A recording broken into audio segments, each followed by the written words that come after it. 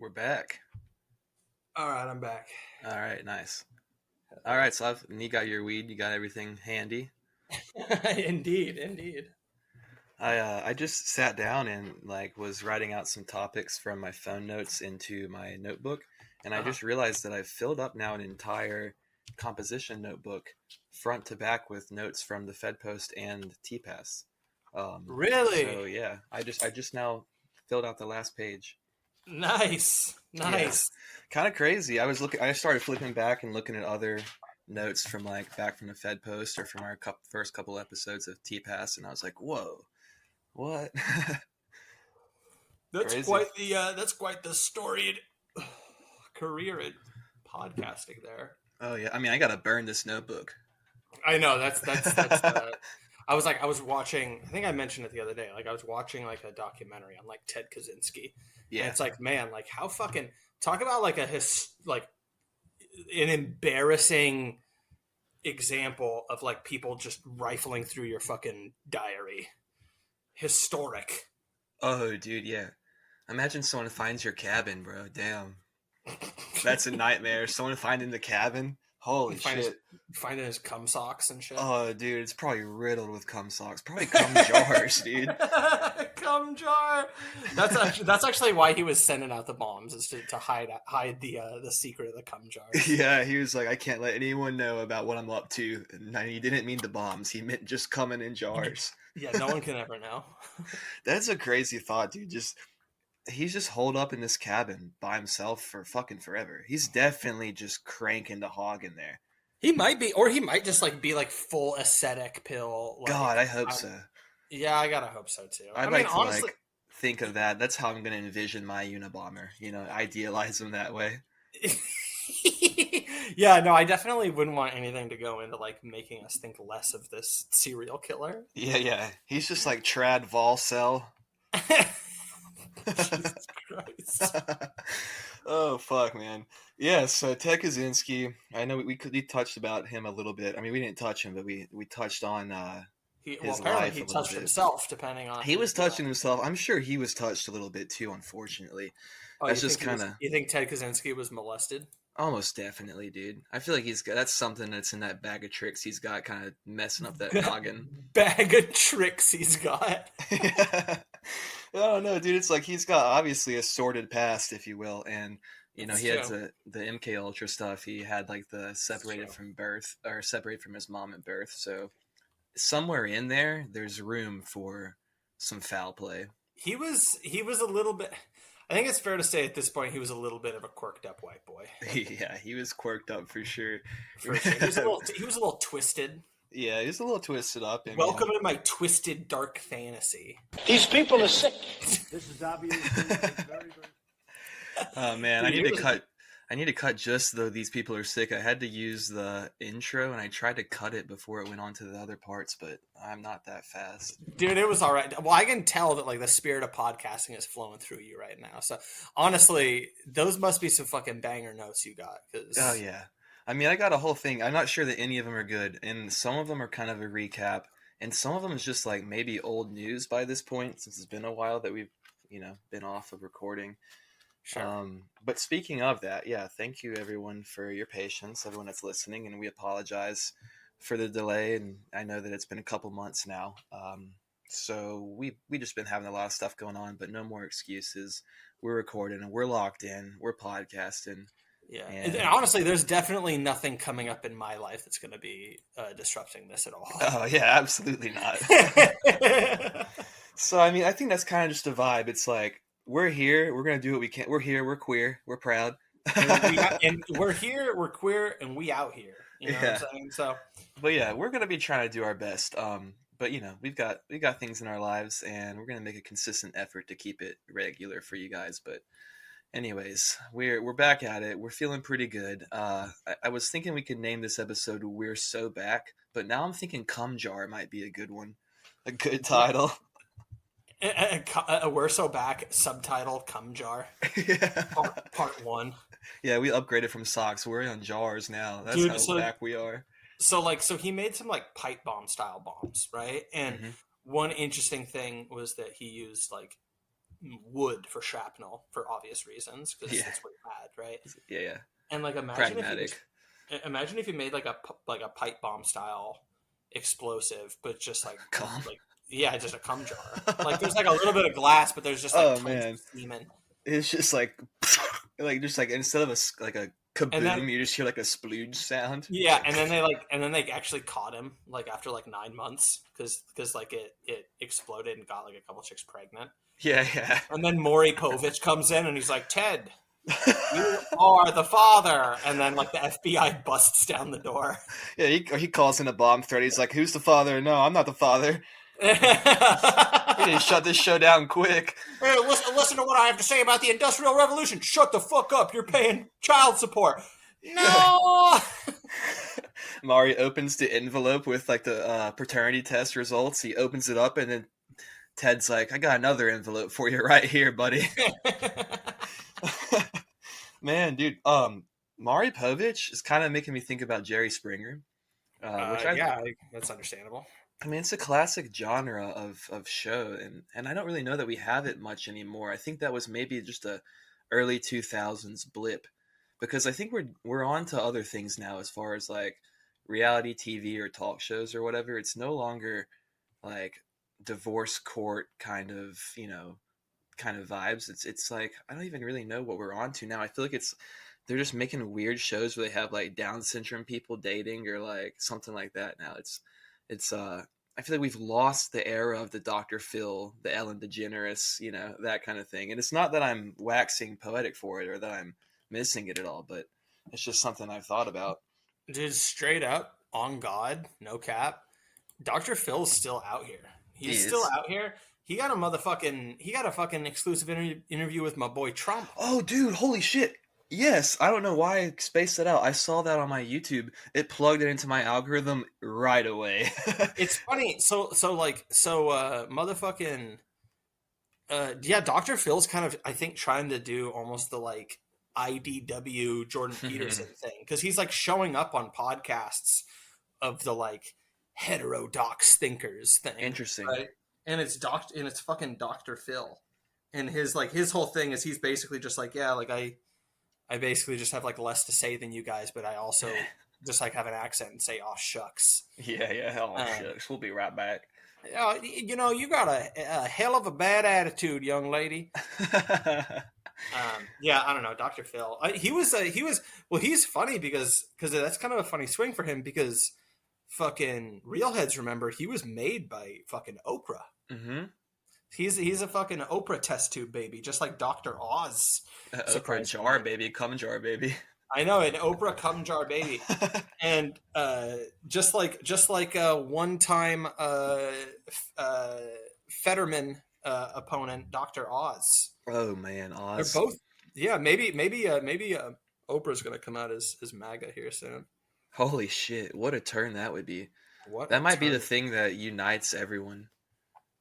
Yeah, well, you know what would happen? He would then just be everyone's mom's version of J.K. Rowling. Yeah. It's like the daughter has J.K. Rowling, the mom has Oprah, and they're just like, oh my god. Dude, I was thinking about watching that Dr. Phil Trump interview though, because it seems bizarre. Like they have a little clip preview of it, and I watched the preview, and it's like, I don't know, they have the pacing of it being like a reveal tell-all kind of thing. It's like, fast music in the background building to like quick little shots of Trump saying something. So it seems like it's intriguing, and I'm kind of a sucker for the long form interview. I mean, obviously we're podcasters, so I think we have an inclination game respects towards game, that. Yeah, definitely. But I don't know, man. I think it makes sense that it's it's the exclusive tell all because like Dr. Phil's relatively normie passing. He's kind of mainstream, right? And Trump has obviously had the whole media blackout thing for a number of years now, right? So it makes sense. I don't know. At this point, like I feel like this is a harsh truth, and maybe this isn't really that interesting a point to make, but like the coolest version of Trump exists like on Twitter, where he used to like have bangers, but more than anything now, just like the legend that everyone has made him. Yeah. Whereas like when I feel like when you actually see him like, oh, it's kind of sad. Well, no, just like when you see him making like interview appearances, that's usually people. It's usually like the fucking Dr. Phils of the world. It's for normie boomers, right? Yeah. And like normie boomer, like political vernacular is like just completely psychotic. And honestly, not to be like an asshole and like sound like someone that writes for like the New Yorker, but it's like really anti-intellectual. Yeah. And it's kind of a black pill. But I mean that's kind of the branding you got to do if you want to just kind of move units, you know? Yeah. Seeing him and like you have a good point where he doesn't quite live up to the legend, you know, that's been created by his like Twitter presence and like all the, you know, the clapbacks or whatever, that kind of vibe. Like now when you see him, he seems like he's been through the ringer kind of, you know, he almost seems like if you were to like go buy some inflatable arms and put them on and you're like big buff guy looking thing, and then all of a sudden like a few hours go by and then they kind of start losing a little bit of inflation and they're just kind of like a little limp. Wrinkly and limp. Yeah, that's kind of how he seems like metaphorically when he's. You just described an episode of SpongeBob with for real. Larry the Lobster. Yeah. Yeah, no, I mean I think I don't even necessarily know like if that's the biggest thing that I pick up on. It's honestly just the like every fucking politician basically needs to talk directly to just old people. Yeah, and they tone down and hide their power level. Yeah, and I think like if you're on the right, like you don't even just like tone down your power. Like I think. Well, no, I was just gonna say like oh, right wing boomer politicians sound really schizo, but it's like honestly like libs do too. It's just libs are just like libs. It's just you know what it is. It's like one's kind of effeminate and the other's a little bit more masculine, right? Yeah. Where it's like psycho schizo BF is just like screaming and breaking something, whereas like psycho schizo GF it like has enough social grace as a chick to just like conduct herself a little bit more passively, and that's just like MSNBC libs. But they're still out here for like the last 8 years being like insane. 2016 was stolen, and like we need a war with Russia, and you know. Oh my god, dude! My fucking boss the other day. Okay, so he's tried to bring up politics with me a handful of times, and I usually just shut it down and just tell him like, you know, I'm not in on all that. I don't buy into all that. My boss. Oh yeah, you've told me about this poor soul. And I'll just be like, yeah, I'm like, you know, I'm not into all that. You know, I don't really buy into those frameworks or that, you know, that whole thing in general. And so anyways, he just like couldn't help himself after the Trump arrest happened, or the charges were pressed, or I don't know, whatever. Conviction. He was convicted. Yeah, there we go. I was searching for the right legalistic term, and I couldn't find it. So if that's any indication of what's going on in my brain. But yeah, so he came up to me. He's like, hey, man, you hear about this Trump thing? And I was like, what? He was like, yeah, the Trump conviction. And I was like, yeah.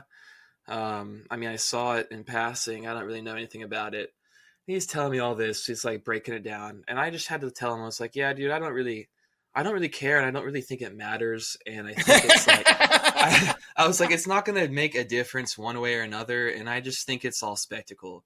And he was like, yeah, man, but it's like, you know, the system, our justice system's working for us for once. And then, you know, you're going to have people who just act like it's not, like it's just some political ploy. And I was trying to tell him basically exactly that. That it's a political ploy. I was like, yeah, I mean, that's kind of what I think it is. Like, it's not really the system working for once. It's like the system's working because it is in line with the political goal. Yeah, it's literally being used as like a convenient tool for elites. Right. And I was like, so it's like, I know it's a cynical way to look at this thing, but like, that's exactly what's happening here. Otherwise, every single politician would be fucking rung up on these charges everywhere. And so, like, I don't really know why it matters.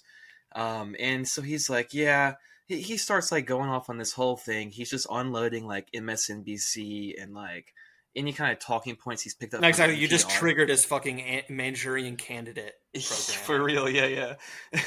And he's like, so anyways, he comes up at some point in time and he hits to like, I mean, I just don't know what it's going to take for some of these people to realize and to not vote for him. And I was like, yeah, but who the fuck are they going to vote for, dude? You think that someone's going to switch to Biden?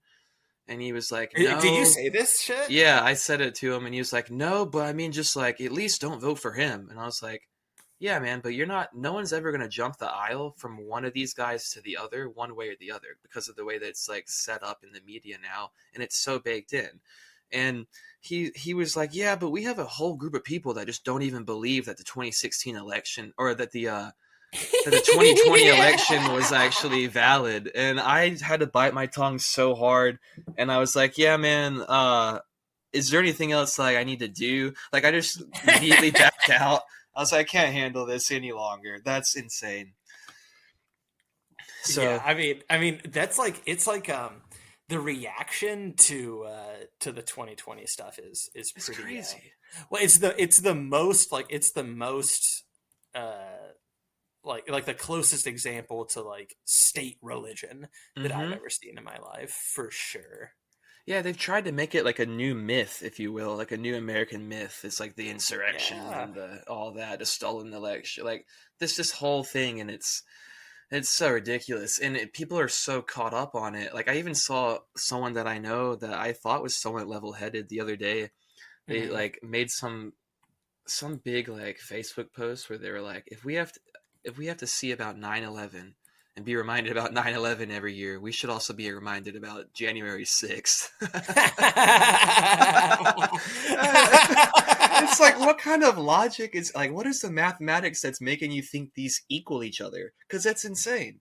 Well, that's also just like so funny, because it's just like the fact that like anybody even needs to like, if it was actually that big of a fucking deal, you wouldn't need to constantly just be whinging about like how much everyone needs to take it seriously. Right. Fucking self-evident, you know what I mean? Like, and it's funny that you're like propping up 9/11 with that, because it's like, oh, another false flag attempt. That's pretty nice, you know.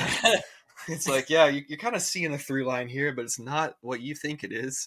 Right? It's psyops. It's ridiculous. Like, people, I don't know, man. It's pretty wild. So the Trump conviction thing, I think that's something that we talked about a little bit when we got together to record, and the weather kind of took us out. So I guess we could quickly just go over that. I know it's kind of old. CIA weather gun. Yeah, the parentheses, people. But yeah, so I figure we can maybe recap that just quickly. I mean, I know that it's old news now. And we also have the Hunter Biden on the other side of things. I think he was convicted as well. So we got two convictions. We got two cynical uses of the justice system for political means that are playing out in front of our eyes. Mm-hmm. Yeah. Right. Oh my God. No, that was the main thing we were talking about when my power went out, wasn't it? Like, that was our fucking Trump conviction episode. Mm-hmm. Yeah, we were like 20 minutes into it, and then it was just that's like, no. So fucking funny, dude. It was more than that. We were like an hour into it, I thought. Yeah, we were pretty deep into it, and shit. Well, whatever. Who cares? So we don't want to have to rehash too much of that, but we can just kind of hit some of the main points we were going over. Sure. As a quick side note, if my volume fluctuates at all, like I'm fucking sitting up at my new kind of simplified desk upstairs, and I have a yoga ball, like a fitness inflatable ball, as a chair. Trying to get the core strengthened, huh? Yeah. Well, it's also just like, it literally works really well for just, I'm like sitting at like a old antique secretary desk that kind of folds down and up. Mm-hmm. And so the ball rolls underneath the desk real nice and doesn't really like look bad or take up. Oh, nice. Yeah. And it's good for your posture, because it keeps you like having to hold yourself up rather than like leaning back or collapsing into a chair. Well, and this is like not to just be like, Slav wants to talk about this, but like for the baby, I literally just got rid of like my whole office setup. Yeah, I think I told you, and so now I kind of just have like a little kind of half desk up in the bedroom. This is little like secretary, and it's nice. It's nice. I think like sitting at sitting on the exercise ball is I don't know. It'll be good. Be a good change. I'll have a 6-pack in no time. But no, that is really funny that was like honestly one of the only episodes that we've lost due to emergency like that. And I even tried to cut it. I was like, I'll just go ahead and download what we have, and then we can just put it out as just like a talk about the Trump thing. But then because your Wi-Fi had cut out completely, it didn't upload your portions. So it like left me online. Like when I got internet again, it was. Oh, like, you were in there. Yeah, it was like I was in there, and it was like 18 hours long. It was the longest podcast of all time. The longest podcast of all time. I bet that's not true. No. But anyways, no. I mean, Trump conviction. I mean, what are we talking about with it? I mean, it's kind of honestly, it kind of rocks that like for unforeseen reasons we have like the benefit of hindsight now that like the dust is kind of settled with it. Yeah. Now that said, I'm like I do with everything, right? I haven't, especially this election cycle. Like I'm not fucking paying very close attention to the news, so like I'm not super up on it. But I was like kind of paying attention to just like a little bit of the discourse around it, at least initially, and all of these people just kind of like rushing to have these takes, yada yada yada. Which is always kind of fun. Well, it's always kind of funny because like you kind of like frequently see people kind of just trying things on for size a little bit, and it's like a quick little flash moment of like seeing people's asses sometimes. But yeah, a little Goldilocks on the timeline, right? I mean, okay. So my original take on this when we originally talked about it, and I maintain this actually, is I'll give the really short version, and then I guess we can like unpack it. But you probably remember this. Basically, I think that this actually is going to end up being like negative for him. I think that like the right and like conservatives want to keep acting like I think they're doing this cope, where they're like, he raised so much money in the last 48 hours, and it's like, okay, from how many people, right, and even if it is like a solid amount of people, it's still just like fucking okay. I don't know. Like, I think the real thing is, I think that people don't give a fuck about voting for really understandable reasons. And I think that like one of the highest goods is just convenience. And I think that like selling someone convenience at the ballot box is a really big thing. And I think that just like Trump at this point, like getting convicted, it's like, and is it even like a consequential thing? Does it even seem like a legitimate use of the legal system? Like that's a whole other aspect that's like really worth talking about. And it obviously is bullshit, but like Trump is scaring the hose, And really the main thing is like I was talking about earlier, like who needs to actually be convinced? Our parents need to be convinced. Right. And they're boomers just like don't actually really have like aren't super principled.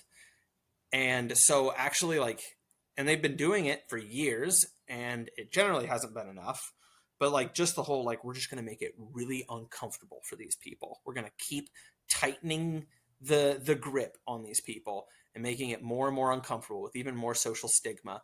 And I think just like at this point, like, I think for the average boomer swing voter, of which like I think there probably are a pretty decent amount, I think that this literally just makes Trump more trouble than he's worth, because it's just like not chill anymore. It's kind of just like it's kind of messy. Do you think that just keeps him at home and not going to the polling booth at all, or do you think that means that they're going to vote over for Biden or for RFK or whatever? I mean, I'm not going to have a satisfying answer to this. I guess I'm just like a little bit of all of the above, right? Yeah. I mean, I guess I said the swing voter, so that implies that I'm describing people that would vote for Joe Biden. It just, to me, it's like, I don't even see how you could be that person. Like, how you could be, like, on the fence between Biden and Trump. Like, it's like, I don't know. It seems to me like the people are so ossified into, like, one side or the other as far as that, or they're just out of it entirely. Like, it's hard, or it's people who have just not been paying attention, and they're like, I'm just going to vote Biden. Or, like, I don't know. I just, it seems to me like we've created such a deep rift, I feel like, with like all the media stuff over the past 8 years and the public perception and stigmas, et cetera, et cetera. And people have gotten dug into a certain point on both sides where it feels like it would be so hard to have that change over, to me. But I guess I'm probably underestimating the amount of people who are just like, I don't know. I'm not a voter, so I mean, I guess I don't know what's going on in the mind of these people. No, but you're making like a good point though, which is just like there's like there's nobody left seemingly who hasn't made up their mind yet. A long time undecided. Ago. Yeah. I guess. I mean, so I guess this would honestly just deter people from voting. I do genuinely think that. Mm-hmm. Because I do think that the big thing at the end of the day is just like we pay attention to, and even to a limited degree now, but we're still like way above average people. We pay attention to just like the weirdest, most dedicated, politics deranged motherfuckers. Yeah. Kind of charting, try and keep the finger on the pulse, chart out the edges of the movement that's happening. Right. And so, like, yeah, it seems really clear to us, and like, of course, like, oh my gosh, nothing but passion. And yeah, like there is like a lot of that dorky, like, people are definitely a lot less chill about politics than these days. And I do think that that's probably a pretty general rule. But like, still, I think Americans are just like fucking lazy, and I think that they just, I mean, think about it like this, right? If you're a Trump supporter, then you also understand that you got absolutely fucked 4 years ago. Yeah. The last time you tried to cast a fucking vote, mm-hmm. right? And so I don't really think it's all that crazy to just be like, yeah, I don't think they're going to be particularly motivated voters. And again, it literally is. I like hate the word vibes. I think that vibes is like one of those words that eats up other words. Definitely right? That. But and I hate it for that.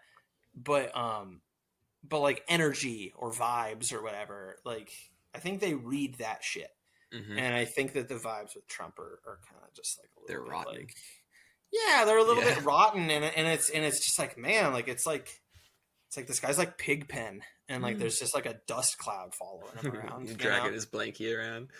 Yeah, that's Linus. Fuck me to tears. Never mind. Yeah, you fucking idiot. Yeah, no, it's okay. I said yeah to it. Oh man, but yeah, no, that's kind of what I was driving at. Was like, that's what I was asking about. Do you think these are going to be people who actually like jump the aisle or just stay at home? Because to me, I see it all as kind of a movement away from any type of trust in the electoral system. I think that's been happening mm-hmm. on both sides, and I think that like particularly it's happened a lot on the right. Of course, after the 2020 election. And I think that like this whole thing, what you're talking about, it's like there's almost maybe a hesitancy to even trusting in the process in the first place. And so when you see, okay, this entire judicial system has kind of been hijacked and kind of been made to run just for political purpose in this scenario, so that, he's getting convicted right before the first debate, and all of this is right here in the election season. And right. It's obvious the timing, it's obvious the incentive and the motivation for it. So if there's all of that, it seems like that's pretty clear. And so you're looking at all of this as a person on the right, or someone who would be a Trump voter, just neocon that might, whatever. Maybe not even neocon, because that probably doesn't vote for Trump. No, but they're never Trumpers. You're just like run-of-the-mill kind of boomer person who's just, middle class, just listening to the news and deciding what they want. I think they're kind of losing interest in the political election a little bit because they're losing faith in it. And I'm wondering, how does that relate? Because I know that young people feel that way for sure. And I was talking the other day, just thinking about it with my roommate. I mean, what is 20 years from now? Do we think we're going to have elections? 30 years from now? 40? Like, because do you see them getting the young people into it like they need to get them into where the boomers are at now? And especially when you got the boomers falling off now, it's like, will there be enough electoral support and steam to maintain this kind of facade going forward for any real amount of time? Yeah, I mean, that's a good point. I don't really see like our current system is like built to last, right? Like much longer. I will say like That being said, I do also think that this whole like pedal to the metal shit every election cycle, I think short term is going to change. Because I just don't like, I think the first election we get without Trump, presidential election we get without Trump, there's gonna be like a concerted effort to push it as like a return to normalcy. Exactly, and I do think that that's gonna be attempted. Mm-hmm. But will that make people lose interest even more, or like people who are already kind of checked out? It's just not going to be enough to get them roped in. Yeah, probably, because that's the other thing is that like as much as like the dumb Reddit G Willikers, G shucks guys that are just like, I remember growing up with respectable, Republicans that fucking, sent death squads to South America. Like, because as much as those guys fucking talk and get a fucking time at the microphone, like, no one fucking agrees with those people. Like, those people are fucking dorks. So yeah, I mean, I think our liberal democracy is going to fall apart. I think just across the board that probably is true. I don't like in the next couple of decades. But yeah, in short term, I think it's also worth mentioning, like I was saying, that I was looking at Twitter in my pre-game preparation for this full body experience of hardcore podcasting. As I'm juicing up the veins. Yeah, exactly. So I was shooting up some anabolic steroids, looking at Twitter, and I was watching this fucking video. I think it was obviously from the previous election of like Billie Eilish, looking like she always does, like she's a fucking homeless person browning out on the side of the road, and she's like, she's talking about Donald Trump's destroying this country, yada, yada, yada. But what does she say? She's like, vote like our world and our lives depend on it, because they do. Right. And it's just so interesting because like, it's that, like, I mean, obviously that shit's deranged and yada, yada, yada. But like, it's kind of funny seeing such like a clear and straightforward example of it, Mm-hmm. Yeah. And I thought it was really concise and to the point. And I appreciated young William Eyelash saying that of just like, dude, our lives depend on our uteruses depend on it. They're gonna come rip them out of us if we. Oh my gosh, these motherfuckers, dude. Yeah, I think that has such a short shelf life. I think that's like people get burnt out on that kind of energy so quickly. The burnt out thing is in my mind the biggest thing. Yeah, 100%.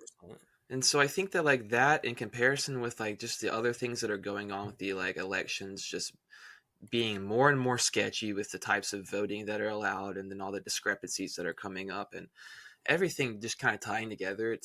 It seems like it's definitely kind of spelling the death of our democracy, or at least as we know it. And I don't really know what that timeline will look like, but that's just a feeling that I'm getting, and I think it's something that I've known for a while, and I'm like, okay, obviously we're in decline. Something's going to change drastically. Things are going to need to change. Either they fall apart or something like, steps in and is restructured in a different way. And it just seems almost like when you grow up with it in this American kind of ideal of, democracy and voting and like we're this greatest country on earth and blah, blah, blah. And it just feels like it's something that's set more in stone. And then now that you're kind of really starting to grapple with what seems more set in stone? Sorry. Just the American just ideal that's taught to us, the American myth of just like liberal democracy, and the founding fathers set all that up, and it's the Constitution's here to stay, and it's like this. I think liberal hegemony is deeper than America, to be honest. But yeah, 100. It is so deeply ingrained. It's the whole what the fuck is water thing. Right. And so it seems like, but it's like it's falling apart. And so even though it's deeply ingrained in like the psyche of the West is pretty much fundamentally built by it and supported by it, I think it's falling apart in ways. And it's like it's still seems more solid conceptually than it actually is on a like a reality level. And I think that that's something that's just really interesting. Where like I don't know, I've always thought like, oh, well, democracy's bullshit, yada yada, and like where people are losing faith in democracy, we're moving away from it. But just like seeing just kind of over the past few years, and then just the feeling, the vibe, if you will, that's out there, it seems like that's actually what's happening and what's going to happen, and for sure in our lifetimes it feels like, and it's like who knows what the fuck will happen in our lifetimes. America might not even be recognizable in any kind of capacity, but it just I don't know. It just seems it's just like a lot, and it's good. Fundamentally there needs to be a major restructuring, and the bottom needs to fall out of American shit. Anyways, I don't know if that means that all of liberal democracy and like liberal hegemony across the world is going to fall that quickly, but I think it's a big pillar of it, if you will. Yeah, I think. Well, this is an interesting thing, right? Because it's like, okay, like I think like liberalism being like a failed order, I guess, is like that's kind of like a little bit old news on a certain point, where it's like the market interventions of the 2008 crash represent that codified on like this really deep, 100%. On this really deep economic level, and then the election in 2016 represent that on this kind of cultural but specifically like electoral level. Mm-hmm. And I think, I don't know, it's like, I mean, maybe I'm just fucking dumb, but it's like, what's the next level on which it becomes, you know what I mean? Like, because right now, okay, this is interesting. So I read a Seattle Times article yesterday, and the Seattle Times article was about a potential ruling on homelessness that the Supreme Court is going to be making, and specifically revisiting some legal precedents and what's basically rights of homeless people. Homeless Bill of Rights. A new homeless Bill of Rights. And they're talking about what happens if they, strike that shit down, reverse it. And it's interesting because I was just saying the other day that, like, I think that homelessness is going to be the next big flip issue. Yeah, definitely. I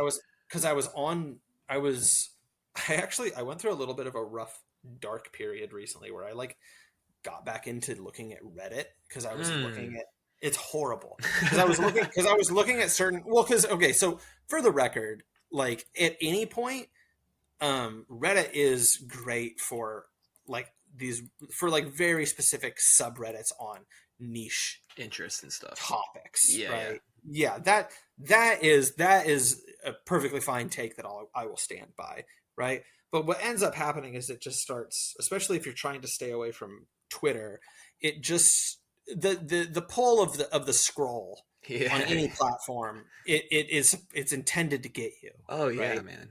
And so it got me eventually, and it was only a couple of days, and then I was like, oh man, I'm like psychotically upset right now.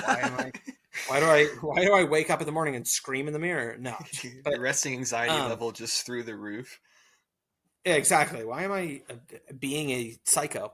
But like I saw a decent amount of like Reddit libs being like, we need to bring back mental institutions, yada yada yada. And it's like, dude, like a few years ago, that like wasn't something that like the normies were talking about. Yeah. And like talking about, which again, hey, to our topic, represents like a shift in popularly held liberal values that so-called popularly held liberal values that we've kind of taken for granted. And it's like, nah, like this detaining homeless people represents a pretty dramatic departure from that in one fell swoop. And for the record, I think I like 100% strongly support it. Yeah, we got to do something, dude. I mean, that's like, I mean, of course, let me just finish really fast because I want to talk about that. But I was using this just as an aside to say, just that I read this article from this shit rag Seattle Times And it was the first time reading that shit for a little while. And so much of the article is just like, is just telling you shit that,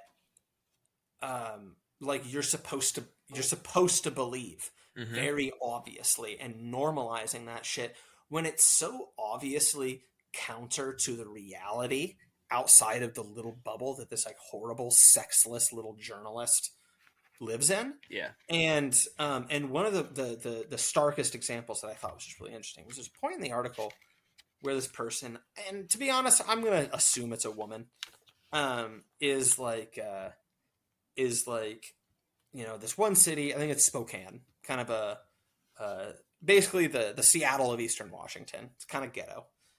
Spokane has laws that make it so that you can't camp within 500 feet of daycares or schools or child recreational facilities. And like the author's just like, and obviously that's just like cruel. What? And it's just they gotta be camping by kids, otherwise it's cruel. What the fuck are you talking about? Well, okay, so first of all, 500 feet isn't very far. No. For the record. It's not like that covers all the city, dude. You know? No, this is kind of a like the wall on the Mexican border just got 5 feet taller kind of moments for me, where I'm like, okay, we can go further than 500 feet. Yeah. But also the tone was just so interesting, right? Of just being like that, it's so patently, it's so self-evident that is wrong, and it's like, and I'm reading it and I almost like feel sympathy for this author because it's just like, you like just don't understand. Oh yeah, like, just confused, and probably like don't have kids for sure. No, exactly, and it's like you're a little fucking mutated homunculus living in a jar, dude. You are a fucking homunculus. You are a fucking profanity. Yeah. And it's you're fucking failed on a fundamental level, and you're just telling people your whole fucking job is, and I know I'm rambling, but just to tie it back, your whole fucking job is to just tell people that like the fucking, you know, that up is down and that everything is still fine and that the fucking house isn't on fire, and that specific to this topic, that like the liberal order of the post Cold War world is still just alive. Like still completely legitimate and completely fine. And I like read an article like this, and it's just like, this is like holding a corpse up. And I like don't, you do just have to wonder, like, who is actually reading this and not seeing the really obvious thing that the room smells like a dead body is in it, because there is one. Yeah. You know, and like, and these minstrels are just being like walked in to be like, there's no dead body smell. Everything's completely fine. And it is just like 500 feet from a daycare. That's cruel. Like, that's crazy. I don't know how, and I guess that's the next mirrors. It's just maybe living that's the in next a hall of mirrors. Yeah, well, it is, and maybe that's the next, like, to my point, like, maybe that's the next domino to fall, is basically just like, every 4 years from now, nobody is watching any of this shit or reading any of this shit. And to be honest, that it honestly like might make things even worse, because I feel like the stuff that's like poised to take over is like, awful. Yeah, it's more deranged for sure. But here's the thing: I think that I'm going to try to like kind of give a broad view of this kind of topic, which is, I think that what you're saying with like, it feels like they're propping up a dead corpse. That's 100% right, and I think that's how it always works when you're on the cusp of like a paradigm shift of some sorts. And I think right now we're in that. Like, it's kind of like the thing that like Gramsci said, where it's like, this is the time of monsters. You know, it's like there's something that's an upheaval that's occurring, and there are boundaries that are being removed, and there are new lines that are being set, and there's this membrane that's holding together this project of liberalism that's kind of like, you know, spread out, and it's obviously coming over the sides a little bit, and at a certain point there's going to be kind of like one more drop on that into that bucket, and it's going to just fall over the sides completely, if that makes sense. So like, when there's a bucket of water and you're filling it up, you see that the water level can hold for a little while, even once it's above the level of the bucket. But then, the water tension. But at a certain point, one drop makes that tension completely break and all of it falls. It feels like we're in that moment right now where it's like there's this old paradigm that we're all kind of still working under. And I think that, and it's across the board in political, cultural, and in science and stuff. Like, I think that the kind of like Enlightenment thinking that's kind of deeply informed all of Western thought over the past 4 or 5, however many hundred years. I think that it's like been the thing that we've built our entire house on, but it's a foundation of sand, and it's starting now to fall. And so like the house is still there, but it's just kind of creaking a little bit, but the foundation's basically gone. And so it's just hanging on, and it's going to collapse any moment. And so what it feels like is kind of like that's what's occurring. And because of that, I fully expect for there to be crazy, deranged little pockets of stuff, popping up. It's like I said, I think these little sects of deranged politics, beliefs, and deranged cultural opinions and stuff that are popping up all over the place and being connected through the internet and stuff. I think that that's kind of charting out like, what are the boundaries of this new spread? And like, this is the boundary on this side. This is kind of the boundary over here. And like, so what's going to be the synthesis here? And so I think that like, to make it dialectical, I guess, liberalism is the thesis. And then like all this reactionary stuff is the antithesis. And then what's going to be the synthesis going forward? I think right now we're in a period of building a synthesis, and I'm not sure exactly how it's going to look. Well, what even is the antithesis to it? I'm not entirely sure. I guess just anti-liberalism, which is not really an antithesis, but I guess we're trying to find what exactly is the antithesis in order to make a proper synthesis. And I think that right now we're charting out the edges of what an antithesis could look like. And I think that's kind of what like all this different reactionary thought on all different sides and it is kind of coming from. Yeah, I mean, yeah. There's like a lot there. I guess the antithesis would be return to traditional values, like a return to pre-liberal world order. But that would be. But I guess what I mean to say is that like we're working in a period now that's like a murkiness where we're trying to like everyone's kind of groping around in the dark and like getting handfuls of mud and slapping it onto something, and eventually there's going to be some sort of sculpture here. But it's like, what's the form of it? And we're all trying to figure it out and get enough mud on our little area. It's like the blind man and the elephant, right? Where it's like trying to feel out what the hell you've got here, and understanding like the current moment of history at any point is like really difficult. I think honestly, like more than any like political ideology, I think like the antithesis, the closest thing to like my safest bet would be like the internet. I think that the internet basically like represents kind of a departure from like the original status quo, and like whatever like environmental input that creates and changes the equation from that. I think that represents the biggest push away from it. I think that humanity is like such a mass right now, and the noise that comes with that, like all of these things basically kind of the mass I think kind of breaks down like the individual as like a really coherent unit, and I think that just the amount of noise from that mass that comes from the internet is like represents a total breakdown of this myth of like a marketplace of ideas like dorks talk about. And I think that the internet is giving everybody like a practical reason to consider illiberal ideas. I mean, like just the way that like anyone thinks about like a comment section on like a video or something like that, right? Like, well, it's just going to be dog shit.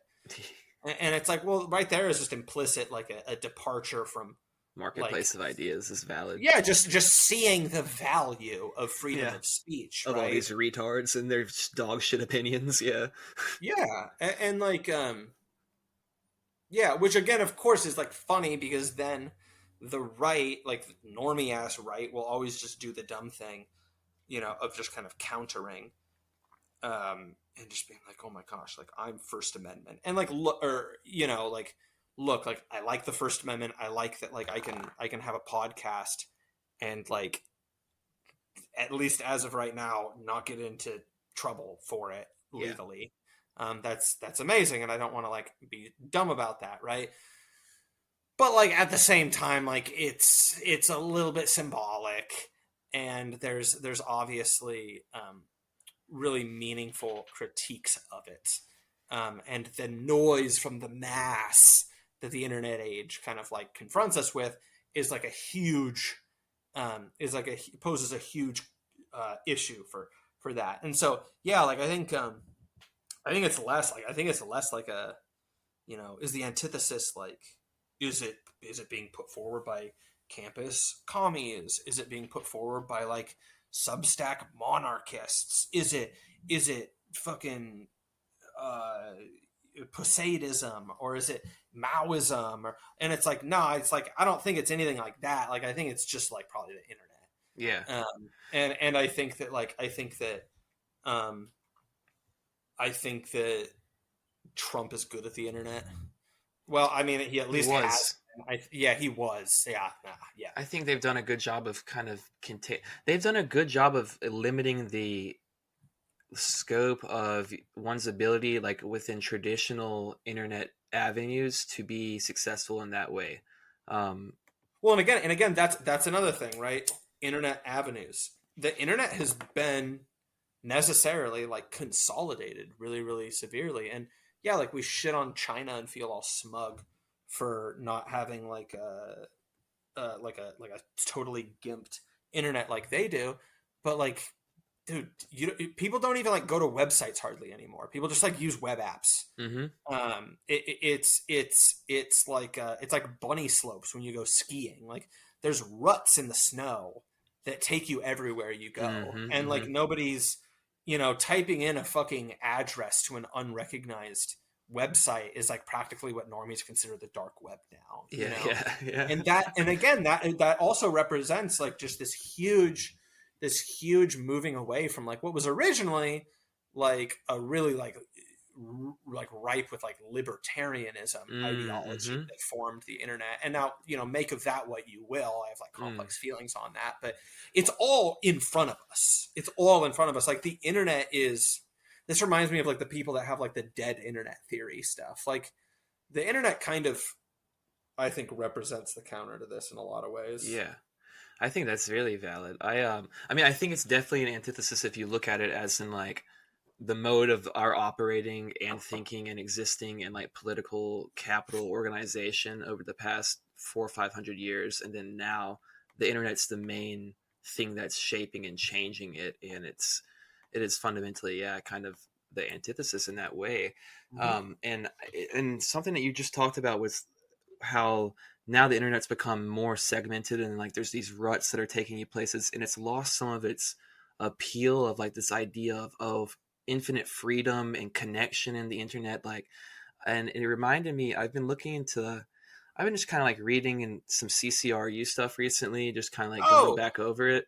And it's like very much involved with that, because like that was kind of the vibe at the time, was very internet optimism, kind of like, oh, these like network systems and systems thinking and like, cybernetics and stuff, and the internet, all this is going to be a way that we're going to like overcome all of these strictures that hold us, and like, all these different things, and the internet's going to be like our great revolutionary tool. And it is revolutionary majorly, but not, I don't think, in a way that it was envisioned. And I think that, like, I think you have Nick Land that's now on the other side of things, where he's like, oh, we were foolish in that thought, and kind of like a lot of what we were doing was kind of it was kind of playing into this hyperstition of like just kind of creating this body for capital and for like these, future, AI kind of autonomous intelligences that are ultimately kind of going to be like almost mini little demigods in a way.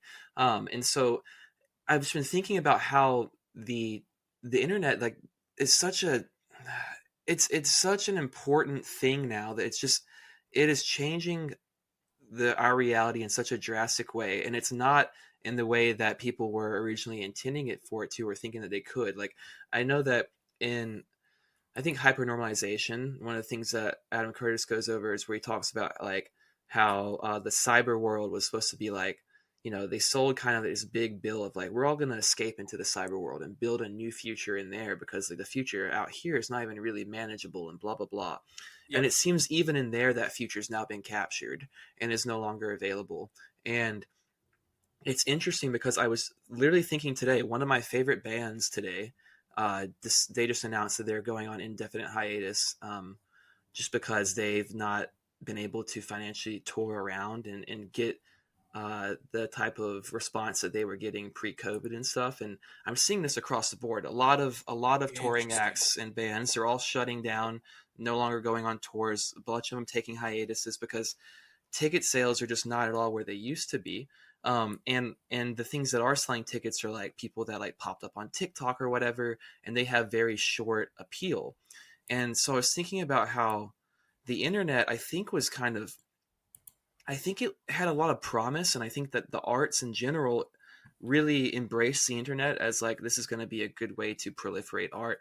But I think that the internet is in a large part killing art in a lot of different ways, through algorithms and stuff like that, sectioning things off a lot more, making it more difficult for people to reach, or for new things that are maybe experimental to be able to kind of like catch hold with a larger audience, because it's not algorithmically friendly. Like these things don't really fit into easy labels and stuff. Yeah, so it's like the algorithm is straight up just like a super tight feedback loop. Yeah. And so that totally gets to like the model of cybernetics, that like the CCRU talks about, and then right. like thus like that's AI, yada yada yada, and like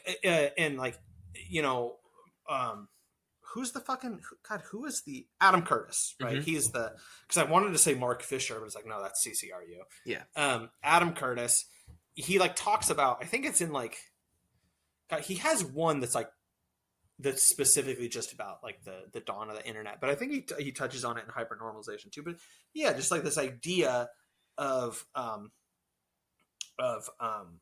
the thinking in the minds that put the internet together from square one kind of pushed it in this kind of laissez-faire capitalist libertarian direction, and we it almost perfectly mirrors like our wider culture in general, which is just like, it starts out as cowboys and Indians, which, like, for the record, like the shit that was and I know like I'm a few years older than you, I'm not that much older than you, but like I'm a couple years older than you, and so I which I have to mention just because I don't know if it was quite this much when you were younger, but like, dude, the shit that you could fucking do on the internet and like see on the internet back in the day was like fucking insane. And I remember being a little kid and like experiencing it and just being like, there's like no way that this remains the case. You know, even as a fucking kid, I remember just being like, well, this is impermanent. Like it is simply insane that I am being exposed to this right now. And again, like everybody is fucking, I mean, I'm being dramatic here, but like, everybody's first sexual experience now was just like watching hardcore porn on the internet, basically, like, or something akin to that. And it's, you know what I'm saying? And so it's this funny thing of like, it goes from cowboys and Indians with these like Silicon Valley fucking Atlas Shrugged motherfuckers into, you know, and like the Internet Bill of Rights, like literal, like the new human rights, just dorks, dude, into just cyberpunk, like, it's all been consolidated. It's that specific word. It's all been consolidated, and it's all kind of sanded down. And it's this fucking, you know, market Stalinism, like Mark Fisher writes about, right? Like it is bloated and ugly. But like at the same time, this like very limited options and simplified and fucking flat design. I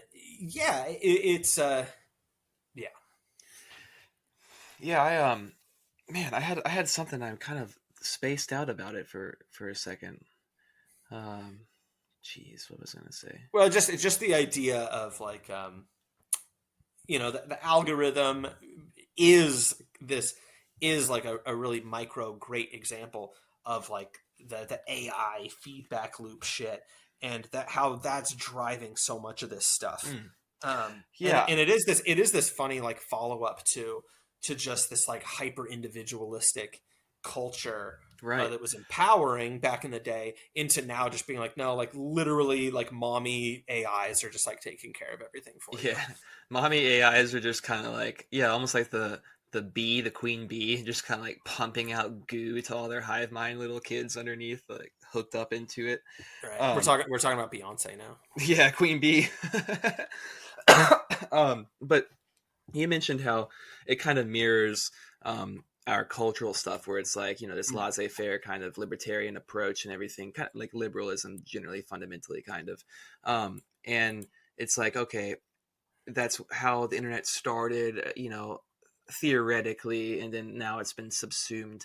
And it's like it's just a pretty perfect example of how capital works to capture things and capture markets, and then use them for its own benefit.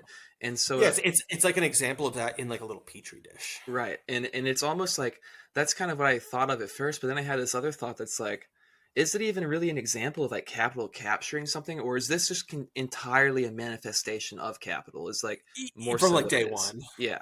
Yeah, no, that's like a good point, and like I think that's kind of like where you arrive when you're talking about um what was going on in these parties in Silicon Valley when they were making this shit and forging the original identity and shit like that, and what were these people thinking?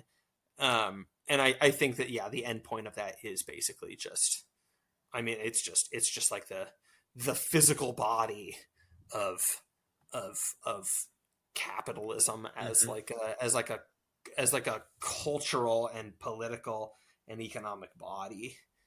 Hmm. I don't know.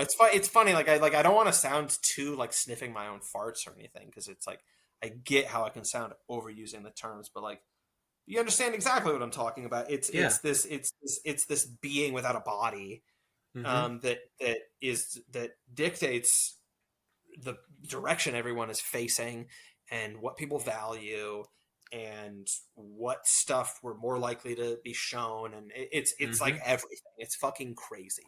It's literally like, I mean, it's like a demonic, it's like a false idol, or like a It's like a golden demonic calf. entity or whatever. It's like we've created our own god, and like we wanted some force that can direct the flow of life, and so we've created this like idea, like we've kind of given over the controls to capital, like this idea of the invisible hand of the market and all this stuff that kind of came in and formed a lot of thought and towards like libertarianism in the way that we kind of set up our market early on.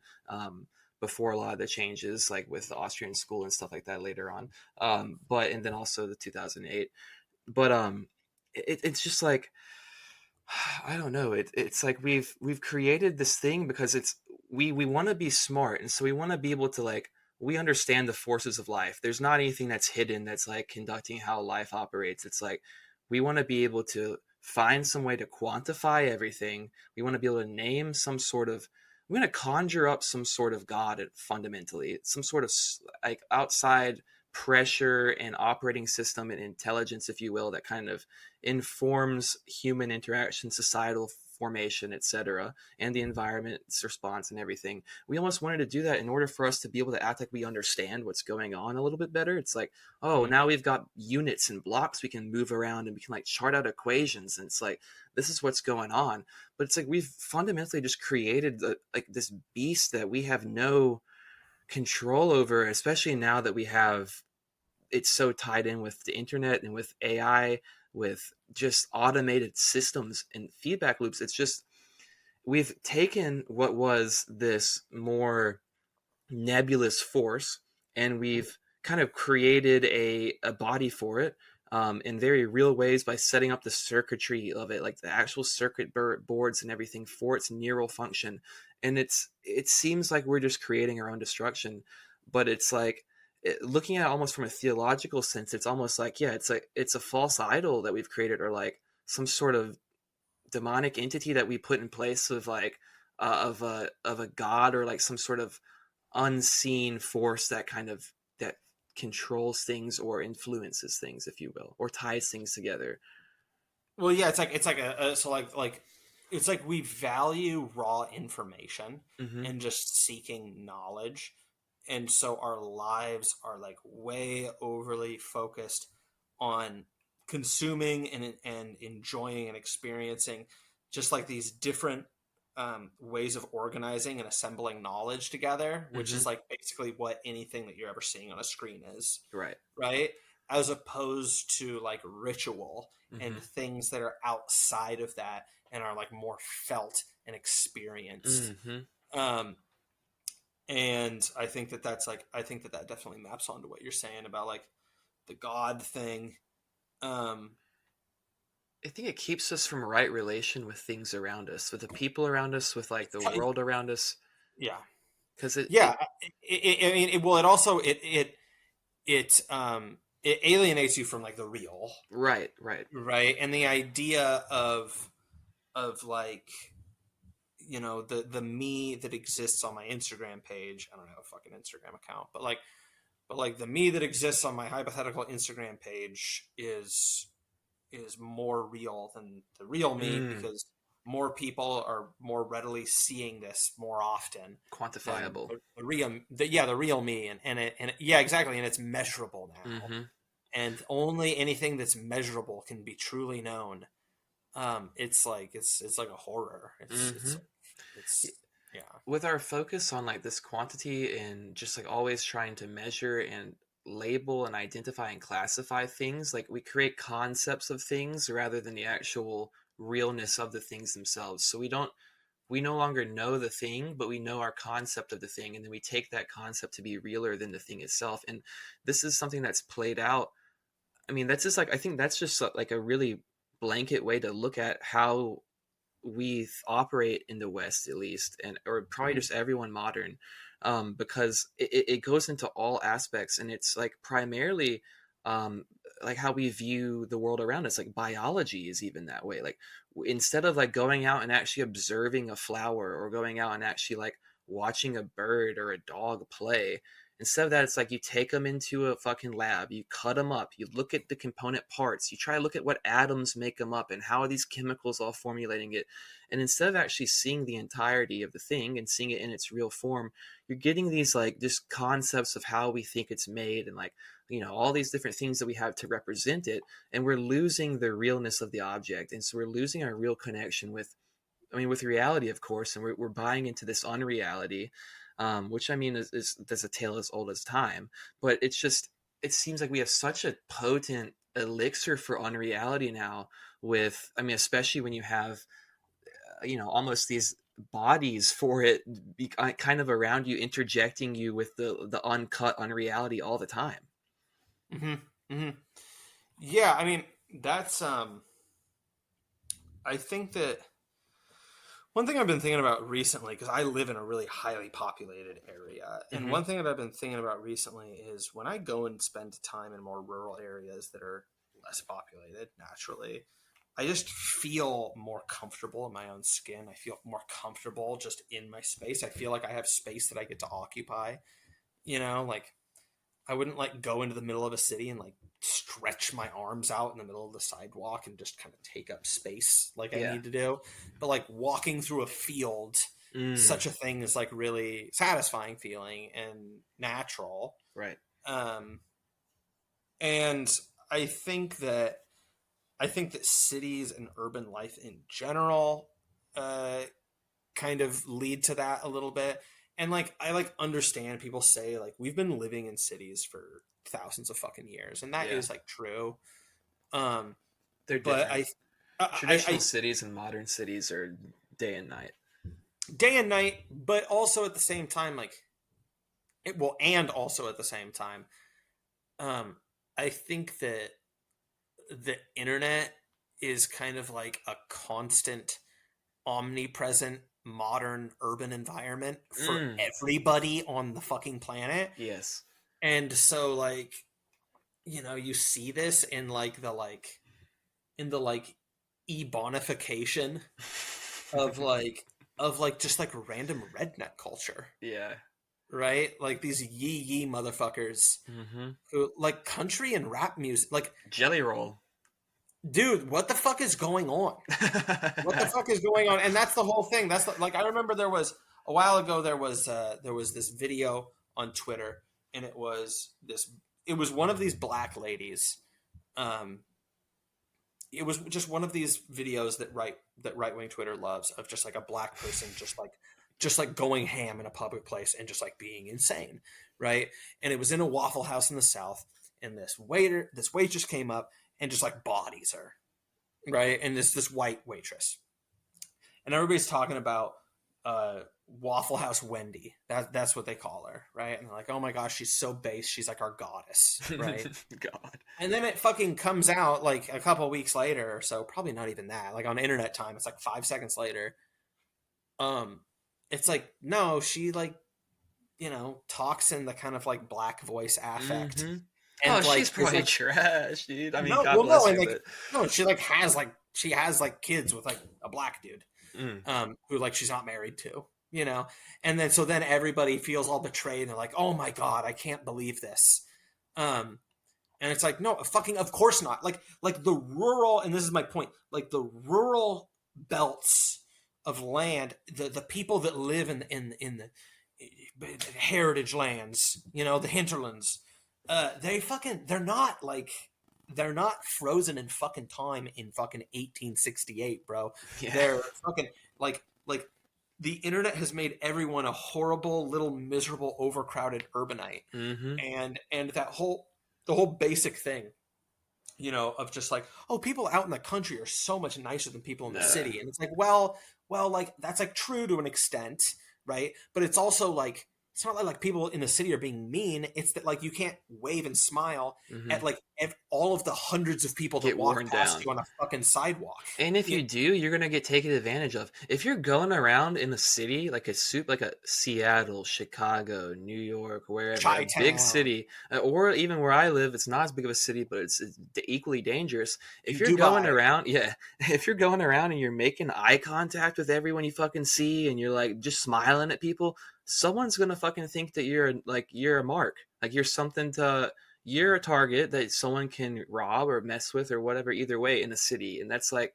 if you start like that, because that's how I used to be. Like I lived in a really small town in Colorado for a number of years. I grew up in the South. I'm like a real like hospitable. If I see you on the street, I'm trying to look you in the eyes. I'm trying to smile at you. I'm trying to say hello, wave, whatever. You're a very nice young man. Yeah, I'm a nice young man, I like to think. And and I realized like when I moved to Denver, I would be walking around and be late at night or whatever, and I'd just be, just smiling like an idiot, just loving life, just being a nice, kind guy. Dope heads on the corner, you actually make eye contact with a dope head. It's like, bingo, like now you're in their realm, and they've like, it's fucking over. It's like now you're involved, and it's not like, oh, I just don't want to be involved with these people because like they're on the street or whatever. It's no, now like you might have to be in a situation where you're going to need to like either defend yourself or whatever. Anything could happen. So in a city, I think a lot of that's part of it too. It's like you just have your guard up a little bit. You've been worn down. And also, you can't just say hello to every person you pass when you're passing 400 people walking down the street. It's like, you're going to be there all day and no one's going to pay attention to you. And so, I think the living in the city, there's a lot to that. And then as far as you saying it's leached over into rural people, it's like young rural people are like, for the most part, not all of them, but many of them are just like, they view themselves as just like temporarily displaced urbanites. You know what I mean? It's not, they don't think of themselves as like, I'm just like rootin' tootin' here in my small town. It's like, you got like, you just got girls with face tats driving fucking Chargers, listening to Sexy Red or whatever. Like you got crazy shit going on. And it's not just like sectioned out city or rural. I think the thing is with rural people is that they have less sensory input when they're out like on the street. but when they're at home, they have still like that digital internet, urban environment. Exactly, and that still represents most of the socialization that like the people in cities are getting anyway. Oh, it's especially now, like, yeah. That was a big thing, like, being in like a music scene and shit like that, and like going out and being active like that. It's still just like most people are still just like socially fucking retarded and like under socialized and or really over socialized, but in the wrong hyper digital way. And I gotta hydrate, oh yeah, hydration is important. And like that was one of the big crocs of COVID for me, right? It was just being like, oh my gosh, like, but like, don't you want to live in an urban center with all of these things at your, at your fingertips that you can access and do? Isn't that great? And then it's just like, no, it all fucking shuts down. It all fucking shuts down. And then when it comes back, it all struggles to stay off the ground. Yeah, man. Yeah. I mean, it's fucked. And the economy is another factor there too. That's like inflation's been going up, and it's like no one's even really talking about it as much anymore. Things are like still just kind of. Well, this is a crazy. As a side note, this is a crazy thing about inflation. Is my time looking at just horrible fucking soul killing Reddit. Dude, the normie libs are straight up just being like, the inflation's not real. Yeah. Everything that's happening is just corporate price gouging. That's the new thing. Yeah. It's wild. It's really weird. But I mean, it's like, bro, like I was literally just like in the fucking bank, like recently, and just like talking to the person, just being like, yeah, like inflation's really bad. Like interest rates really bad. Inflation's really bad. And we're like if you like go to talk to do these fucking Reddit brain idiots just be like, oh yeah, this fucking chud working at the bank is spreading misinformation. Bro, what are you talking about? Like, you have no skin in the game. I think it's retarded, but it's also like maybe kind of a slightly good indicator that's like maybe some level of class consciousness kind of creeping into the brain a little bit, where it's like identifying the corporations as the problem. Maybe not necessarily. Nah, because everybody across the political aisle at this point hates fucking multinational corporations. That's like a given. It's just like now at this point it becomes this dumb like it's a shield to like point away from things. Literally at this point the only people that talk about corporations are like fucking retards. And they're not wrong. It's just that honestly it's the same kind of thing as like people that are like, man, the Jews, am I right? And it's like, well, to be honest, like you kind of have a point, right?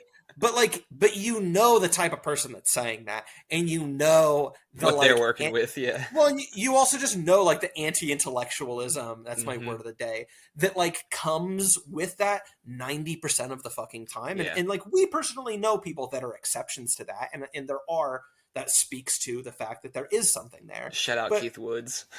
Yeah, right. But it's like the same thing with like the corporate speak, right? Is that it's like, bro, you're literally just like, this is fucking like anti-corporate shit. Ironically, is this might be overstating it a little bit, but you get my point. Like anti-corporate shit is like the kind of shit that gets talked about in like fucking credit card commercials at this point. That's how like rote and hollow it is. Yeah. I mean, that's literally the case. So like, we're not like your big corporation here at so and so. We know your name and we blah blah blah. Like, yeah, right, exactly. It's so crazy. I've been seeing that a lot because like I've been watching the NBA playoffs, and so I've been like getting some like just TV commercials for the first time in a while, and that's always a good kind of canary in the coal mine gauge of what's going on at the cultural level or what they're trying to push, kind of. And yeah, that's the thing. It's like you're seeing corporations in their commercials be like, hey, we know how sucky everything is, and how like these corporations, including us, have made everything so bad, but we're different. Like we're this and now, but we're like, gay. Yeah, we're gay, and we know your name, and we have pronouns. It's like all this like, I don't know. It's such a crazy thing. Like where now it's kind of the thing where it's like capital using just kind of subsuming so many things where it's like, oh, you don't like the corporations? Well, we're going to use that as a fucking marketing tactic for these corporations. It's insane how it works. A funny example of it is like these fucking horrible Ryan Reynolds ads. Oh my God. For the Mint Mobile. Yeah, which for the record is I like have Mint Mobile because to be fair, it's a good deal. Yeah. I did a lot of research and I was like, I want to pay as little as possible. I want the Deadpool phone. I want I the Marvel phone. I was like, I did a lot of research, COH, and it's just me Googling like, how do I get Deadpool phone? I want Deadpool phone, and I'm just looking at all these Reddit threads. No, but it's really not bad. It's like $15 a month. It's not bad, but that's pretty nice for phone coverage. I was for a little while. It's just as a side note, it's really easy to fall into paying like a shitload of money for a cell phone, and I like imagine because it's just the kind of thing where it's like, who gives a fuck about this? Like you pay for it for the year, and you like just don't think about it ever. And so it's probably really easy to fall into just like, oh, dude, yeah. Well, especially the way they extort boomers with this shit. I feel like most baby boomers are probably sitting on like a $70 a month bill of just random shit that like these people have just squeezed out of them. Yep. And it's like, dude, you like literally don't need this. Like, and I think millennials just like totally get fucking fucked into just buying tons of data, and it's like, bro, I don't give a fuck about literally use your Wi-Fi. Yeah, we have internet at home. What are you doing? Yeah, like, we got the internet at home. You don't need this. Stop wasting money, dog. Yeah. But anyways, his fucking whole ads have just been like big wireless corporations, and it's like, bro, shut the fuck up. You're literally a World Economic Forum child. Yeah. Like, get away from me. Get away from me. You probably gave oral sex to Justin Trudeau. You're a demon. No, he really is probably both of those fucking sick freaks. Those sick people are sick. You were pretty on it with the cutting it. Yeah, I was trying to. You could get a slightly better trigger finger, but that's all right. Oh, I'm realizing that's now. What she said. Oh, there's like a delay so that it doesn't cut too hard, I think, and so like it just lowers, it fades it out, and so I gotta click it. What if you double tap it? Yeah, that's what I'm gonna try. These people are sick. This is obvious. Oh, it was close. Wait, can you go any faster? Yeah, let's see. These people are sick. This is obvious. Fuck. Oh, okay. Obviously, I'll cut it. Failed attempt. I'll get some ones cut off, like to upload into the soundboard now that we're kind of cooking again. Because I was actually looking back through my videos, and I've got some good, just like from 2021 Twitter, just like Trump reaction videos saved in my phone of him just like, just being like, "We got some bad hombres here. We're gonna get them out," and like just shit like that. Just pretty nice, fun stuff, you know, the classics. He has some bangers. This one, hold on, let's see. Go home to mommy. Go home to mommy. Yeah, classic. me talking to my child in a couple months. Yeah. Go over to mommy. Go to mommy. That's funny. Yeah, hell yeah. You should just get that queued up, have that on a soundboard, and then this is an all-time favorite of mine. Number 2, racism. The least racist person. The whole video is like, okay, here we go. Number 1, I am the least anti-Semitic person that you've ever seen in your entire life. Number 2, racism. The least racist person.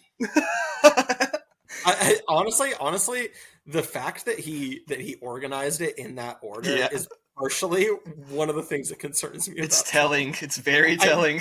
Exactly. Man, okay, well, speaking of the elephant in the room, I recently watched RFK debated Dave Smith. Do you know Dave Smith? Yeah, you know, I'm gonna be honest. I kind of like Dave Smith. Nice, dude. Okay, well, I think he's been doing pretty good because the thing is like, unlike because the thing, just as a quick thing, right? What pisses me off about libertarians is that they're it's basically like a dude who's really into watching Deadpool movies. Yeah. Be like, I'm avant-garde. I'm a real film guy. And he like just hangs out with people that watch Marvel movies, right? Yeah. And I'm real into politics, and it's just like, do you know Adam Smith? No, exactly, right?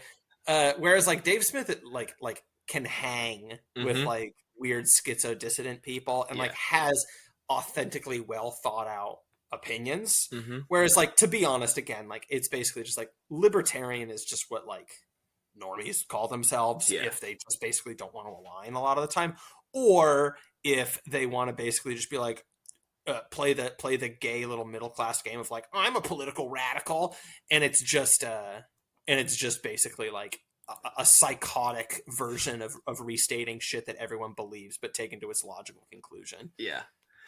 Anyways, but so I recently watched Dave Smith debate with RFK. So RFK, as we know, I mean, he's been a favorite problematic child for this podcast.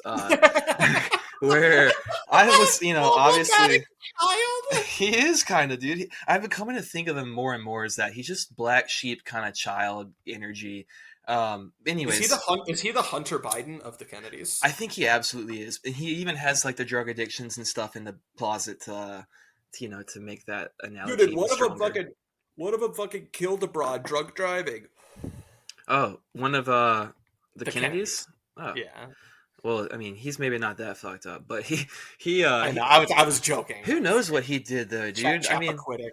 And in the depths of his drug addiction, he could have done anything fucked up and then had his family cover it up. You know what I mean? You never know. But anyways, well, he won't be the first president if he wins to have sucked a ding dong, as Alex Jones would say. Probably all of them, dude. I mean, how else you get that job? No, exactly. They're all sucking off freaks and Bohemian and fucking sucking off. These people are sick. Fuck.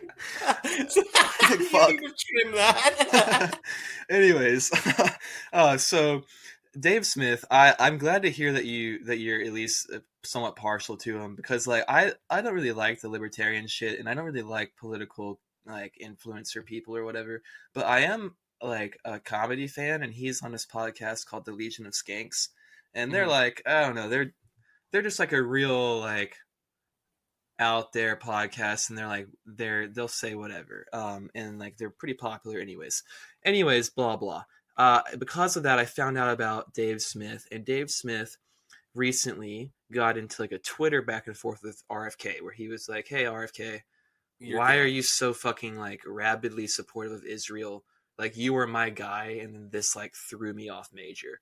And RFK was like, how about I come on your podcast and we can have an open discussion about it?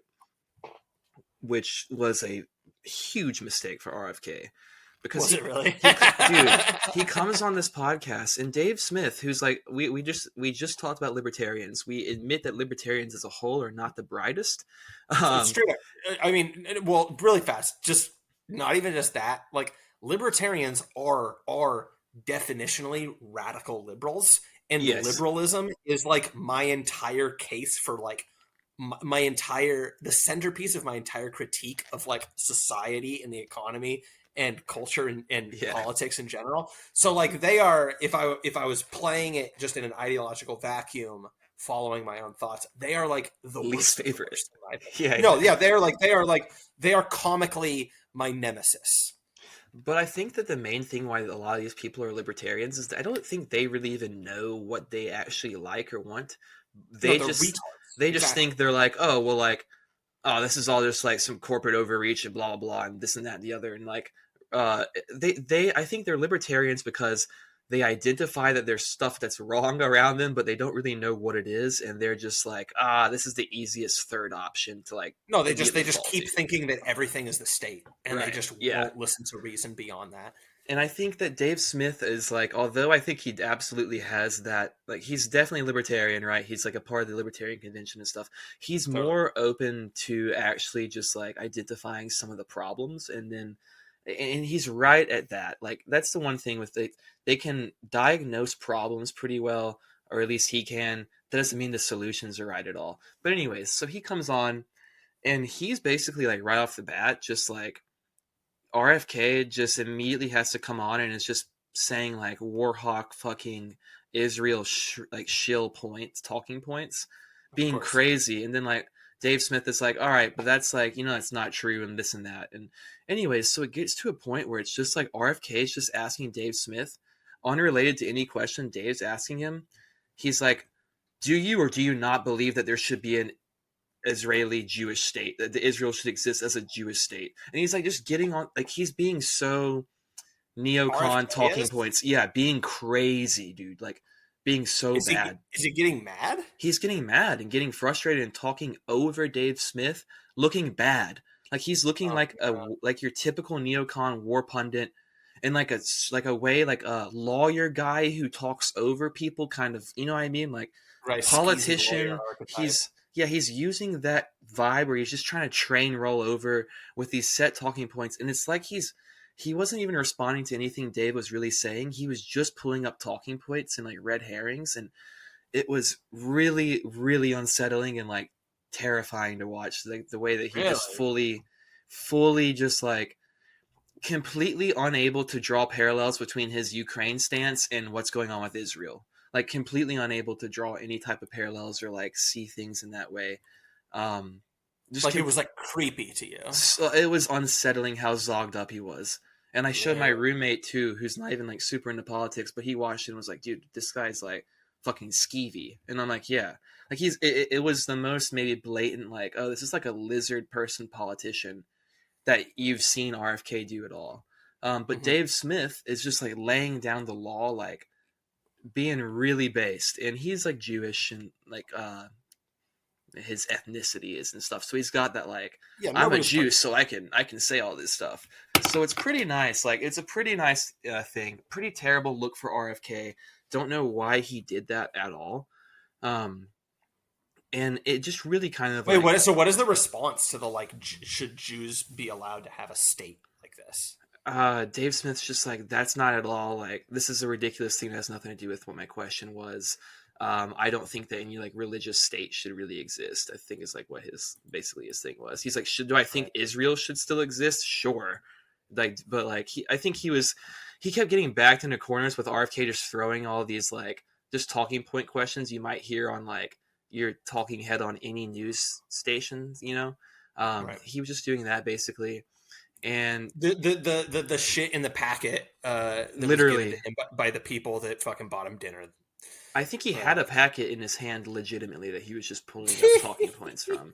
And he was just being so like, it was so crazy. You could tell he was caught too, because he was doing this thing where like, he was like kind of laughing and smiling and like leaning really heavily into the camera. Like, it's just really shocking. And then, so that was one kind of thing. It's like RFK's fucked. And then secondarily, because we're talking about Dave Smith here, Dave Smith also 2 days later had a debate on, I think like, I'm not sure the show, Pat Buchanan or some shit, I don't know, but went on some show. Anyways, is Pat Buchanan even alive anymore? Maybe not. Then I maybe this. He probably is. He went on some show and he debated Chris Cuomo about COVID. I saw that. I did see the clip where he got everybody to boo Cuomo. Oh, dude, people are booing Cuomo badly. Like, badly. Specifically the one where he's like, I never vilified people that took ivermectin. Oh, and then the joke. Right now. Yeah. And then they literally just play the clip. Uh-huh. They kept getting him on that over and over again, and it was so nice to watch. I watched only like about 40 minutes of it or something, because I just couldn't help myself. I was like, dude, this is the number one just like fucking slimy shill that was just pushing this like with live.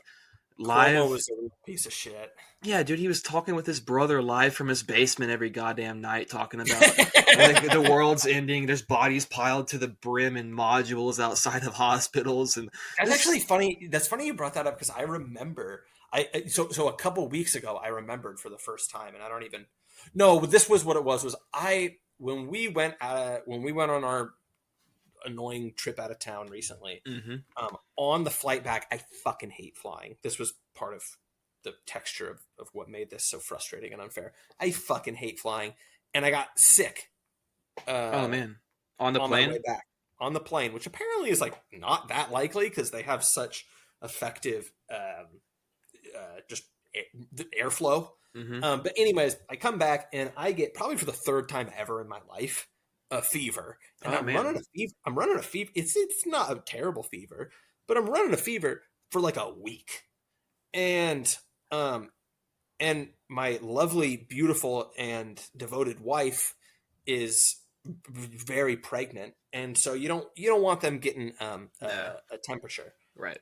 Because it can fry little baby's brain. I guess I don't fucking know. Something bad anyway, for sure. Something bad. Yeah. Anyway, so I'm like sleeping in the fucking basement, basically. Oh, Chris Cuomo status, dude. Exactly. You Like emerged from the basement, post a video on your Twitter, and the basement of the place we were staying, and it just randomly occurred to me. I remember like when he was like he wasn't calling in, like they were filming his fucking show or interviewing him, like coming up from the basement and like talking to his wife who's 30 feet away with a mask on. Yeah. And it was just fucking weird, dude. And like, it's creepy, dude. COVID is so fucking creepy in retrospect. Just all of the stuff, it makes your fucking skin crawl. And those guys, man, all those fucking clowns at CNN. Like, I've gotten so much emotional distance from COVID. Yeah. And that's great because I think that was like going to be the only way for me forward. To move on. Yeah. Yeah. Just for my soul. Healthily, you know? Like, I don't want to, dude, I want to poison my kids with this shit, you know?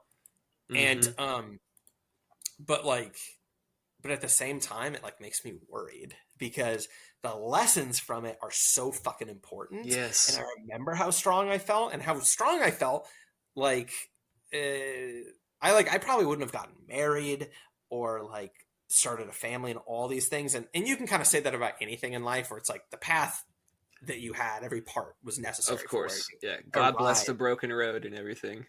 Exactly. But like, but just like, it really was like a very rapid and dramatic course correction. Oh yeah. And reorienting of values.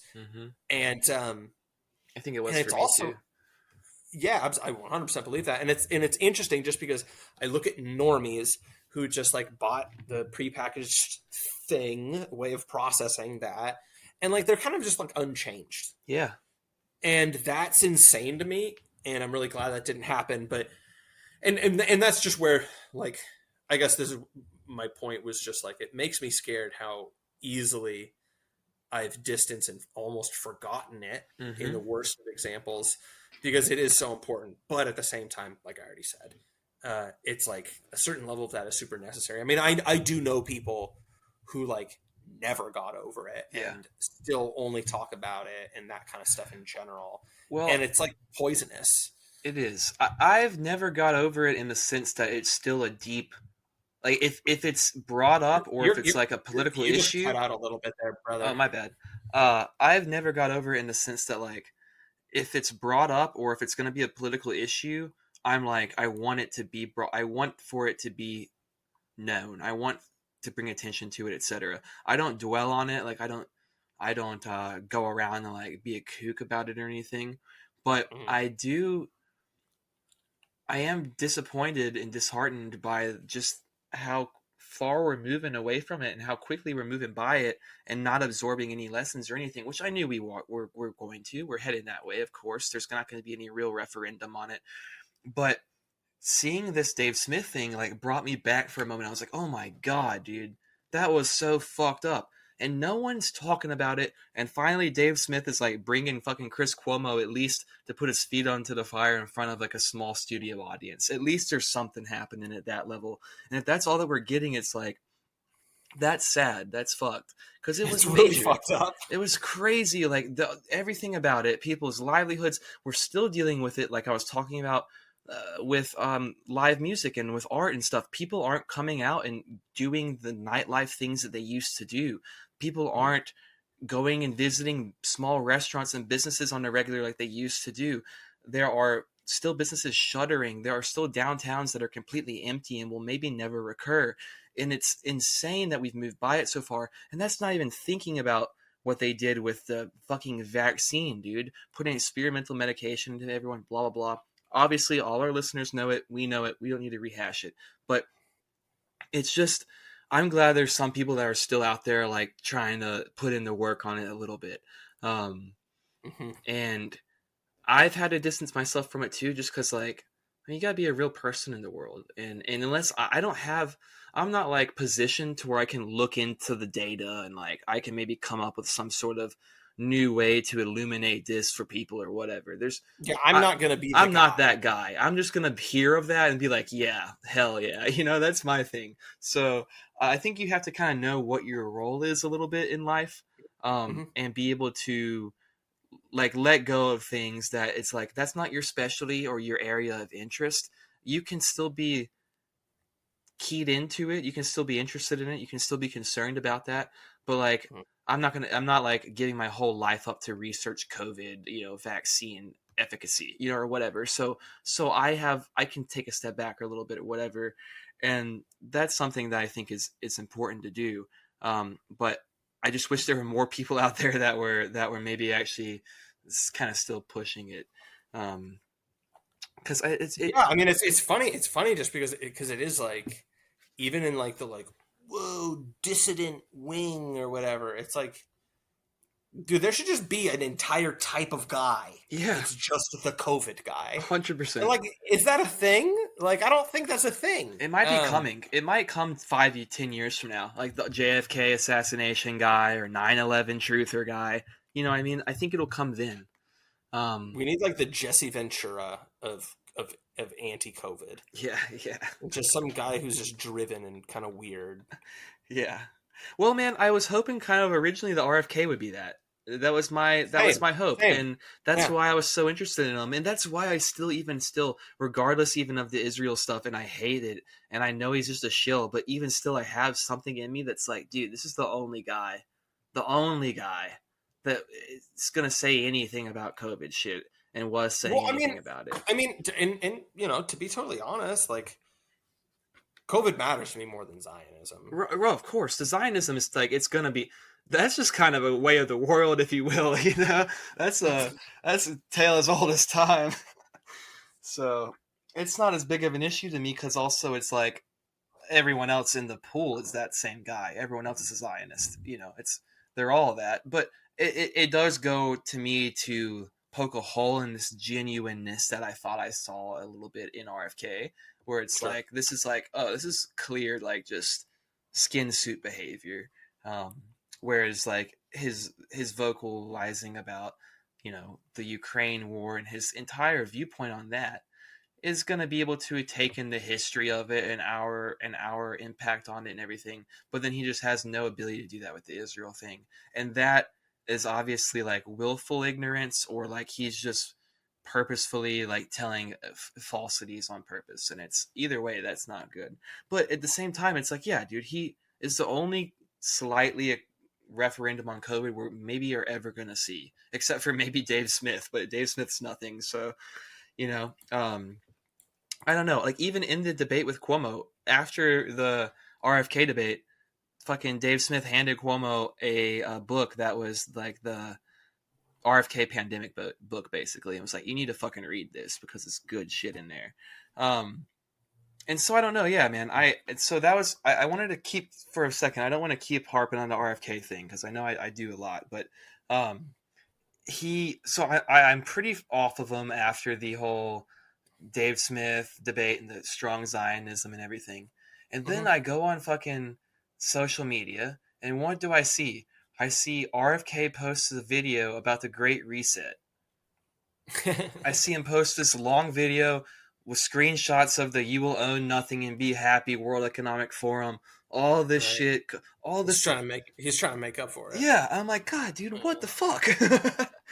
It's so conflicting for me, that whole thing. No, I'll say though, and I think I've said this before, like, okay, as like an ideal and everything, I obviously, the Great Reset, World Economic Forum, that whole stuff, like, that represents shit that is obviously bad and everything. But like, I think that's a psyop. Yeah, for sure. I think that Klaus Schwab and like the World Economic Forum is like not real. I think it's like some bullshit weird thing. And so I think like when people talk about the like, you'll own nothing and be happy, like I feel like it's like boomer treats. And I'm just like I don't really know what's actually going on there. I like don't know why someone like made this weird psyop talking point. Yeah. But like something's actually going on there that isn't what people think it is, and I like kind of hate, but of course, and honestly, maybe like this story you're saying is like the perfect example, which is just like no, maybe it's just kind of like an empty platitude. It's like the boomer con equivalent of just like paying lip service to Yes. corporations, right? And it totally exists for like the RFKs of the world to just like get their asses kicked on something that actually fucking matters, and then just go online and just be like, "Oh, you'll own nothing and be happy," you know. And it's like, it obfuscates a little bit for sure. It's like when we have talks a little bit sometimes about like, oh, is it like more centralized or is it like a decentralized kind of thing, and is there like a cabal and back rooms or whatever, right? It's a theory of extreme centralization that I think it just like doesn't help people fucking understand how shit actually works, for sure, you know? for sure. But yeah, anyways, so yeah, that's all that I had on the RFK thing. I saw that Dave Smith was like kind of coming out there and taking swings at some people, and it was very nice for me to see, even when it's a libertarian or someone I don't politically agree with necessarily. It's refreshing to see that kind of stuff. Yeah, 100%. 100%. I think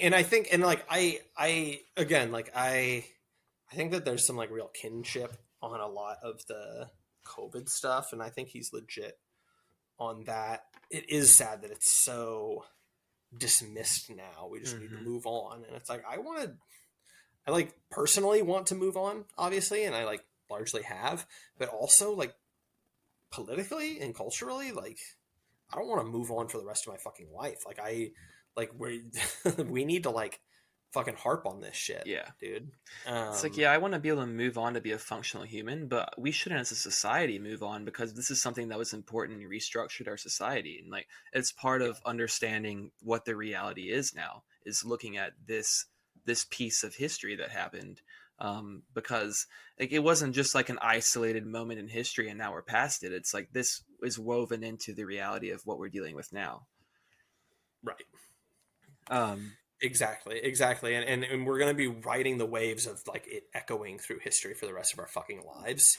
And you're just going to fucking tell me that like we still need to talk about, you know, goddamn slavery and like some guy getting kneeled on a few years ago. Yeah. And fucking Guardians of the fucking Galaxy we need to talk about that for the rest of our fucking lives. Deadpool 2, dude. Deadpool is telling me really pretty great deals on mobile wireless plans, to be totally honest. But oh man, I mean, we're kind of getting close to maybe the end here. I've got just a couple of things we touched earlier on when you were talking about that article, the Seattle article, about homelessness. The Seattle Times article. Yes. And we brought up for a moment failing Seattle Times. Yeah, sad. Subscription numbers are way low. Well, it's extremely sad. I mean, they're very nasty people. Yeah. But they talked a little bit about the homelessness thing and about how even seeing some calls for people to say we need to reopen institutions, you know, we need to reopen mental hospitals, etc.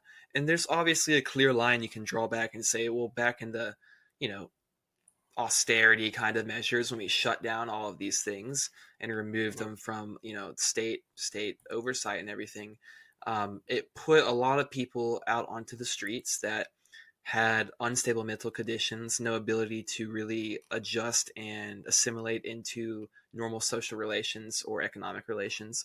And so it created obviously this like homeless class kind of that's mixed in with this mentally incapacitated class, if you will.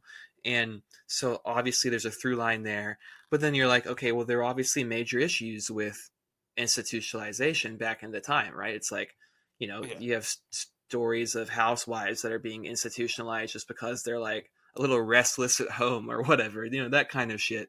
And so, you know, there's obviously big problems, but I think it's really interesting that people are talking about let's reopen them, because I think that it's identifying that there was a through line from that historical action to what we have now currently existing. A through line between what? The shutting down of the mental hospitals and the austerity measures, and then like the social issues that have then kind of come up from it. So it's kind of showing a lot of it's neoliberalism, right? I mean, just straight up. I mean, just and again, that's why like the bind that everybody finds themselves in is with that stuff that it's like, well, yeah, it's the fucking, like, it's arguing with kids about eating their fucking vegetables, where it's like, okay, well, these people need to be locked up, and they're like, oh yeah, these people need to be locked up. It's like, okay, well, so like the private sector's not going to do that. I'm like, well, yeah, the private sector's not going to do that. And it's like, okay, well, the state needs to do that. And it's like, well, no, but the state can't do anything. Right. We can't leave that. This would be tyrannical, right? It's like, all right, well, okay, like, you get to walk over corpses to get to work now. I do think that homelessness is going to be a major. I was literally talking with my friend the other day. We're driving around. I gave him a ride home from work. We're driving by just so many homeless people, and the city I live in is like large swaths of it is just full on third world country status. There are buildings just crumbling into the ground. There is like open sewage in places. There are just entire city blocks that have been turned into open trash dumps. There are homeless people. It's just really, it's insane, and it's unsettling, and it's something that most American individuals on their every day-to-day life don't experience and don't think of as being in America. They think of that as some other place. And I was realizing that homelessness is almost a uniquely American feature. There's not really a lot of homelessness in like a lot of other places. I mean, I went over to Asia. There's not like homeless people for real over there. I mean, there are people that are like poor, and there are people who like, vend goods on the street and whatever. But then in the night they go somewhere. Like there's homelessness is almost something that's so just prevalent primarily in the United States, I feel like, in a way that it's not anywhere else in the world. And it seems like it's an obvious condemnation of our system as it operates, and then B, it's like a contradiction with the whole ideal that's sold of American exceptionalism, et cetera, et cetera. And it's obviously something that's coming more and more into the forefront of people's minds, because like it's just like a known thing. It's like, oh, San Francisco is just that's just a lost cause. And then like parts of LA, yeah, it's just a lost cause. And you have a really big burgeoning, I think, entertainment sector that's like this Joe Rogan kind of sphere. And a lot of that is like, we moved away from homeless encampments of LA and San Francisco. It's like a lot that they talk about. And then it's like they've set up shop in Austin, and there's a bunch of homeless people there too. And so it's coming. And I think that's just like, I think it's coming into the foray of people's talking points in mind a lot more than before. Like before it was like almost a given. It's like, yeah, there's homeless people. And now it's still a given, but it's just so many of them, it feels like. And it's becoming so obvious that it's not just a homeless issue. It's an issue of drug use. It's an issue of, mental problems. There's so many different things that go into it. It's not just about housing. And so I think you're definitely right. It's going to be a major talking point going forward. And I think it has to be, because we have to do something about it. Yeah. I mean, well, also the big thing too is, I mean, it's kind of like I was saying about Trump earlier with like boomers and just like comfort voting, doing the comfortable, easy thing. Like, well, like, he's scaring the hose, and it makes it not super chill and easy to support him. It's like, dude, like, homeless people are like not just in the cities anymore. They're like in smaller towns, and we'll wander into the suburbs, and like we'll literally even be in rural areas. And that also similarly scares the hose. Yeah, majorly.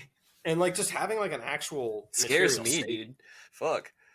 Yeah, it fucking sucks. And like, so having like an actual skin in the game, having it be something that really affects you personally is obviously the secret sauce for getting something done, and getting people to give a fuck about something. Now, again, like I read these articles that are basically just being like, no, like, you should understand that like the taste of poop is very good and sweet, and like bad things are actually really good things. I like read things like that, and I do like wonder like how effective that is on people, I mean, because that would be the way in which people can continue just fucking stepping over dead bodies and fucking like, oh, my kid got pricked by a used needle at the park, but it's no big deal, I think it's only effective as insofar as you have distance from it. Like it's only effective as it is as much as you're in the illusion already. So like it's creating this false illusion, like, that whole thing. And as soon as you actually deal with homeless people in a real material sense, it shatters it. So people who are like not really actually dealing with homeless people ever, not ever encountering this kind of like these open air markets and like these encampments and stuff, and not ever feeling that, and also just experiencing the pitiful state of homeless people. It's like there's two sides of this, right? It's like they're not dealing with homeless people, so they don't have like the fear of like we need to be able to have get them like off the streets because it's not a public safety good. It's an issue for public safety, but they're also not seeing them in their broken humanity and seeing you deserve so much better than this. All of these people, these are people, and like somehow we failed them into such a major extent that they're here on the street doing drugs, no purpose, no meaning, no nothing, no desire to even get off the street, a lot of them, whatever. And you're just saying, oh, that's good, actually. Like, it's good to be on the street. Like, let them be there. Let them poop on the street. Let's not look into actually, like, interfacing with them and having to solve this for their own well-being, too, not just for everyone else. And so that's a major thing. And I think as soon as these people that are maybe MSNBC libs or whatever that are reading all this, as soon as these homeless people start encroaching into their suburb or whatever, oh, they get real Karen like real quick. I think they get real. Let's get these people out of here. Let's like I can't deal with this. Blah blah blah. But on like a quiet shush, like hush hush level, I don't want people to see me feeling this way, because it's not sensible and blah blah blah. But I think it's the same thing as it's all of the other kind of like big liberal lie illusion stuff of like this new progressivism, because I'm gonna liken it here to trans stuff now, because which is, I mean, I guess a favorite kind of go back to. All roads lead to but progressive people want to support all the progressive stack ideology. They've been told it's like this like rainbow and lollipops land they can live in and believe in, this like concept of reality they can have where they don't have to interface with the real aspects of reality. And so they can believe like, oh, it's like women, they're just like women just like us, or homeless people are just like, like they're just fine being on the street, it's not actually bad, blah blah blah. But when they actually have to deal with it, it changes. So like I've told this before, but I used to work at a florist with a bunch of women. We hired a trans person. The first couple of weeks, everyone's like, oh my God, sis, I love you, blah, blah, blah. All the women are like, they're trying to bring her into the fold. They're super encouraging. They're telling her she looks good when she looks horrible. They're all this crazy shit, right? 3 weeks later, they all turn on her majorly hard, and they get her eventually, or them, this person, him, they get this person fired eventually. Because they're like, we just can't deal with having this person around. They're acting like they're a woman. All of this stuff. They quickly change because they never really dealt. These are people who are like, they're not actually dealing with these people all the time. These are just like somewhat sheltered. When you encounter it, right? That's the whole thing with trans stuff is that support, statistically, even support goes down the more in-person experience you have with this population of people. And that's like kind of funny. Yeah. Like it also just makes complete sense for anyone that's met one. Well, that's the thing. The moment you engage with the real, it starts poking holes into the great illusion. And so like if you stay on your computer at home all the goddamn time and playing Second Life or whatever, you're probably gonna think trannies are great and homeless people are building wonderful cities or something. But if you actually go out and you walk around and you deal with people in a real capacity as they really exist, then you start realizing, oh, a lot of this stuff I've been told is off base entirely. And not only off base, it's like actively harmful for the very people that I thought it was protecting or helping to lift up in society or whatever. Right. Maybe I don't just want to make the entire conversation about how we should let this person shit and sleep on the street and then just give them drugs. Maybe we should take a more proactive approach. Right. Maybe if my friend has a severe drug problem, it's actually like a compassionate thing to not just go and drink with him every night. Bingo. Do you know the Andrew Callahan guy? It's like a online news anchor. Is that the all gas no brakes guy? Yeah, so he was doing that for a long time, and then now he does like something else. It's like Channel 5. Either way, he's really big in like young millennial or like older Zoomer culture, if you will. Yes. He's like a big like internet news source for these people, and he's like his whole thing's like I give like a somewhat unbiased thing or whatever. I'm like a real into on the ground with these people guy, and he does a lot of stuff that focuses on homelessness and like the Las Vegas tunnel people or people on Kensington in Philadelphia, or he'll go to San Francisco streets, whatever. And I think a lot of it started out when he was with like All Gas No Brakes and stuff, was like, oh, these are just people too, I want to humanize them, blah blah blah. But now he's like, when he goes down there, I mean obviously he's not like a dick to them, he's humanizing them, but he's like pointing out like these like needle people that are giving free needles away, like that's just keeping these people here. And like he's like starting now to engage with like the reality of what all of these systems that like he maybe thought were helping these homeless people or whatever. And it's like, Right. oh wait a minute, these are actually harming them more so. And he's talking with some of these dope heads on like Kensington and Philly, just like this entire row of just like open air drug market, people on fentanyl and people on something called trank, like crazy drugs, making their arms swell up and fall off.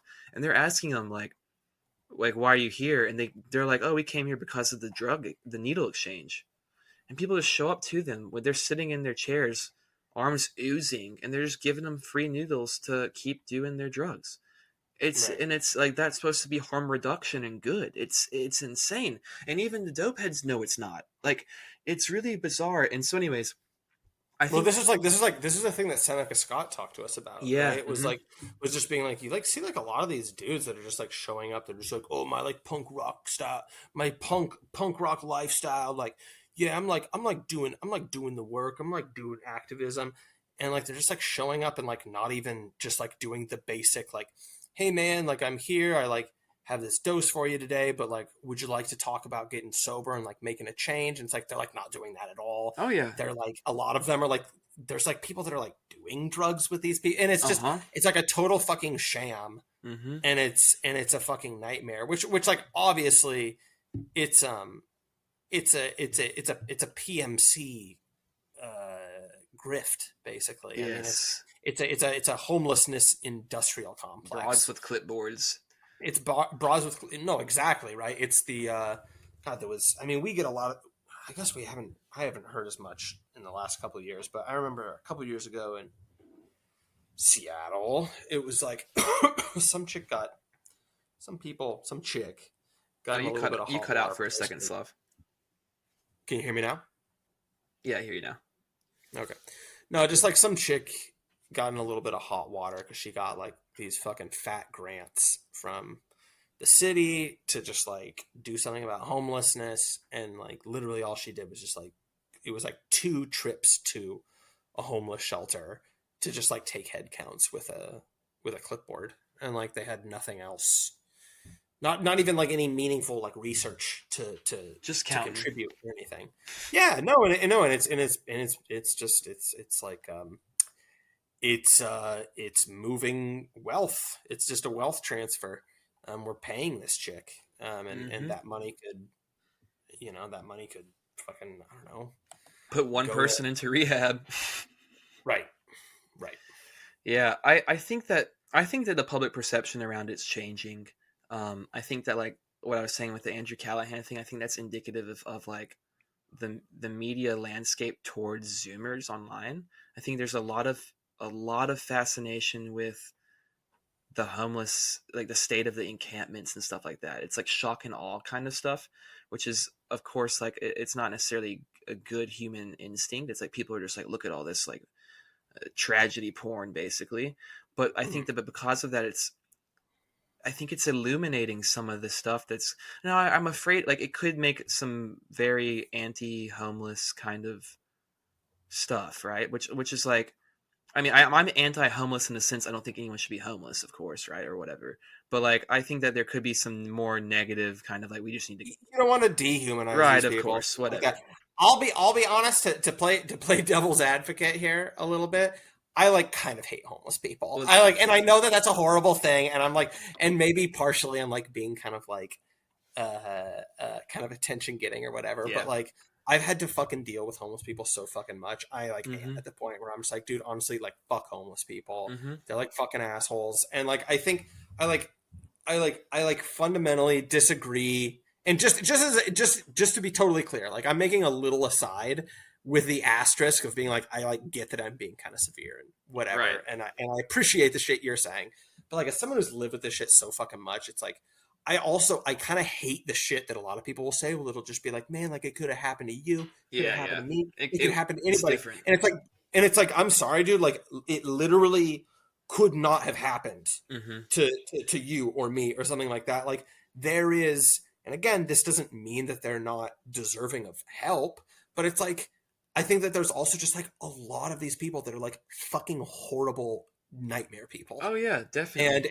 And you encounter so fucking much of that, and it's just like, dude, to a certain extent, like literally fuck these people. I've just like you walk down the street to go to work and just get like called a fucking faggot enough times by like crazy homeless people that come into your work and fucking rip the sink off the wall, and it kind of just becomes like, all right, like I can help you and everything, and we can put you in a place where I'm not gonna gas chamber you, you know, right? But like we're never gonna be friends. I like don't like you.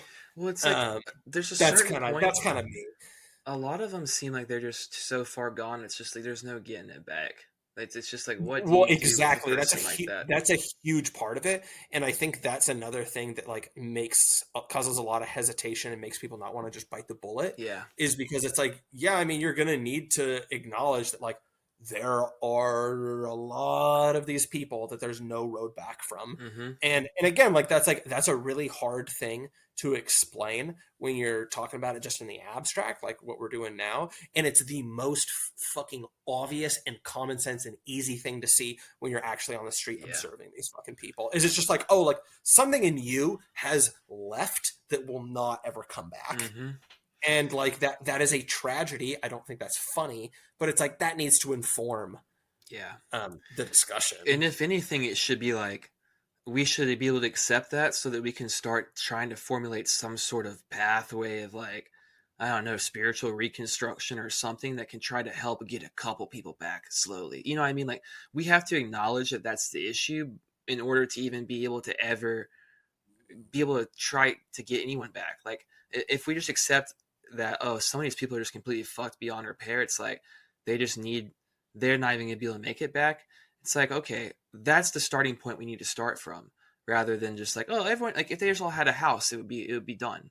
It's like, no. I know. I remember there was someone that was talking to me that was like, oh yeah, I remember like in COVID, like everybody started working from home from like these high rise, these like skyscrapers in like downtown Seattle, and like it's like, dude, it just occurred to me like we would just solve the homelessness crisis if like you just put those people in housing in there. And like, and this is the funniest thing that everybody always fucking says, normies always say, is like I mean, like a bunch of research and evidence shows like that's all it takes. Just like give them a place to live and that's it. And it's like fucking just everything about that is annoying to me.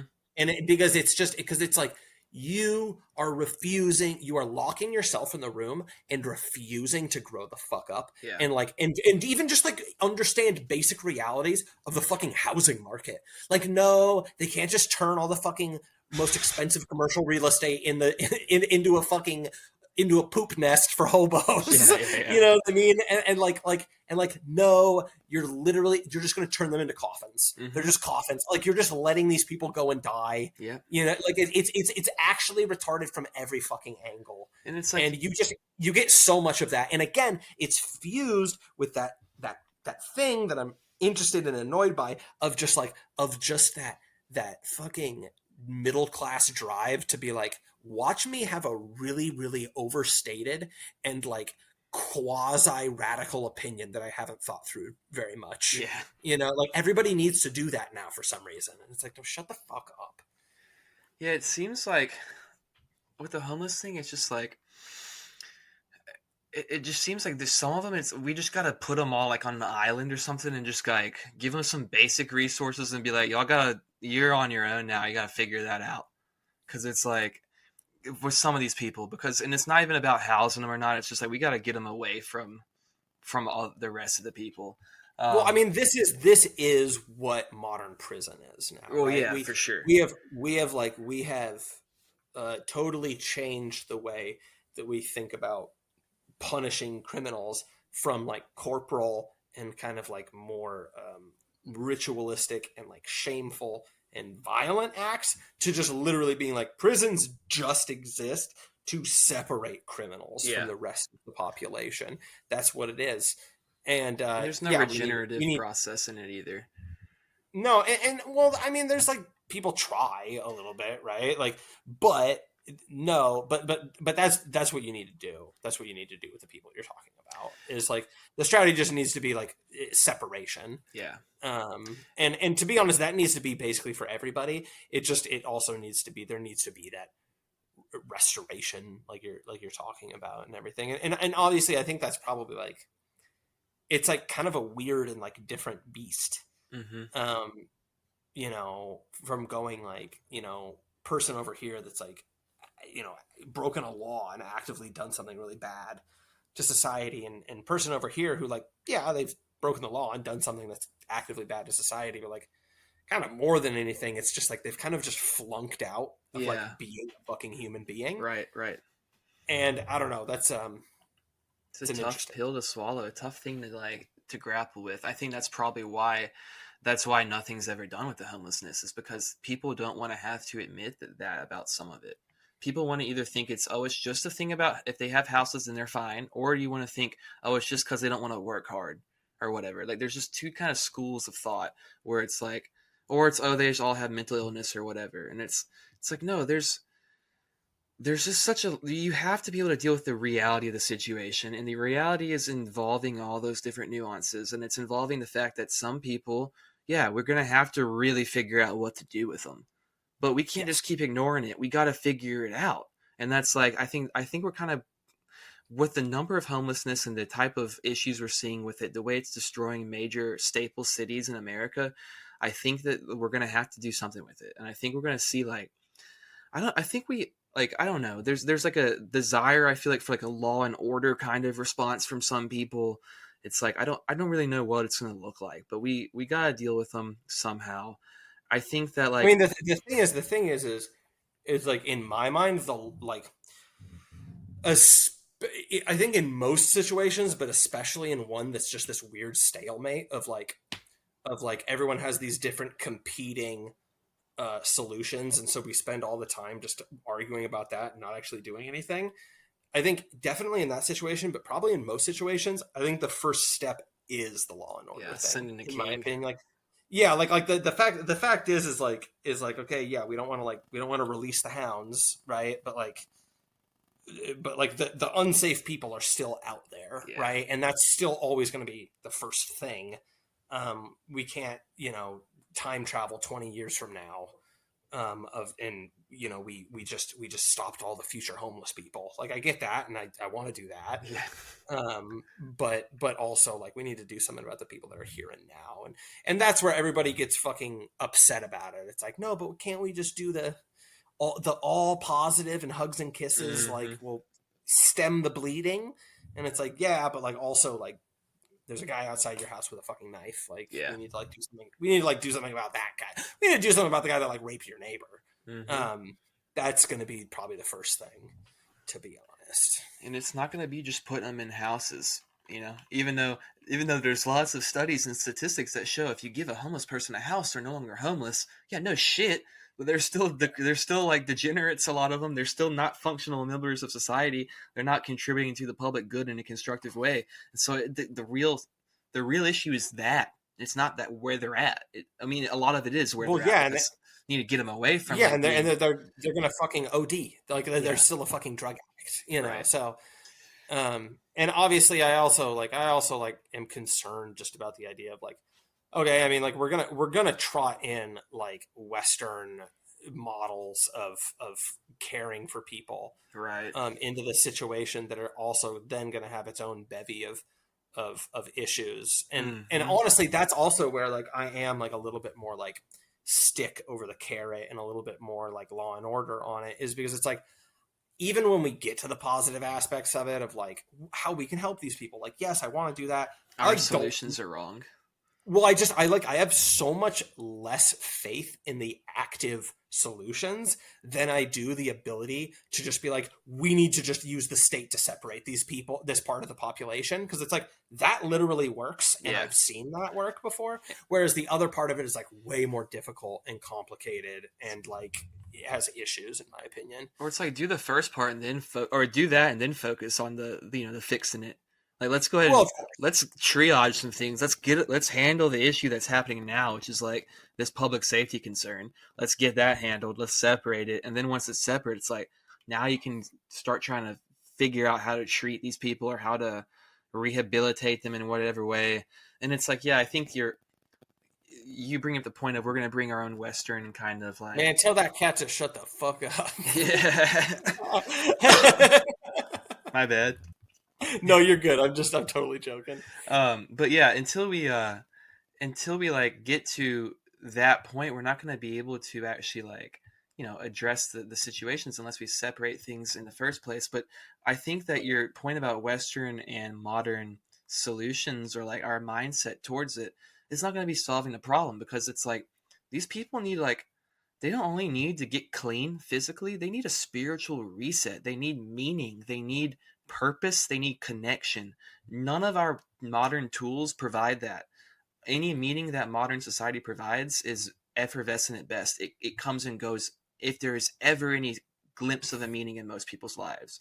And I think that's a major part of it, is that we have a meaning crisis, and that's like pushing people off onto this road where they're going down, making all these different decisions, all this like very nihilistic kind of way of living, and it's like no soul or no spirit, and then like they just end up becoming a dopehead homeless. It's like, I think that's part of one of the first steps, and we would be trying to solve the problem without ever engaging with that in the first place anyways. And so totally. Yeah. I mean, most of these people probably, this is totally just a totally random claim, wild claim that I'm about to make, but like I feel like most fucking homeless people probably have more like in-person experience with mental health professionals than the average American does. Oh yeah, absolutely. And like I don't think it probably makes a big fucking difference. Well, the slew of medications they've been on is probably what's fucked up their brain chemistry so badly too, or contributed to it.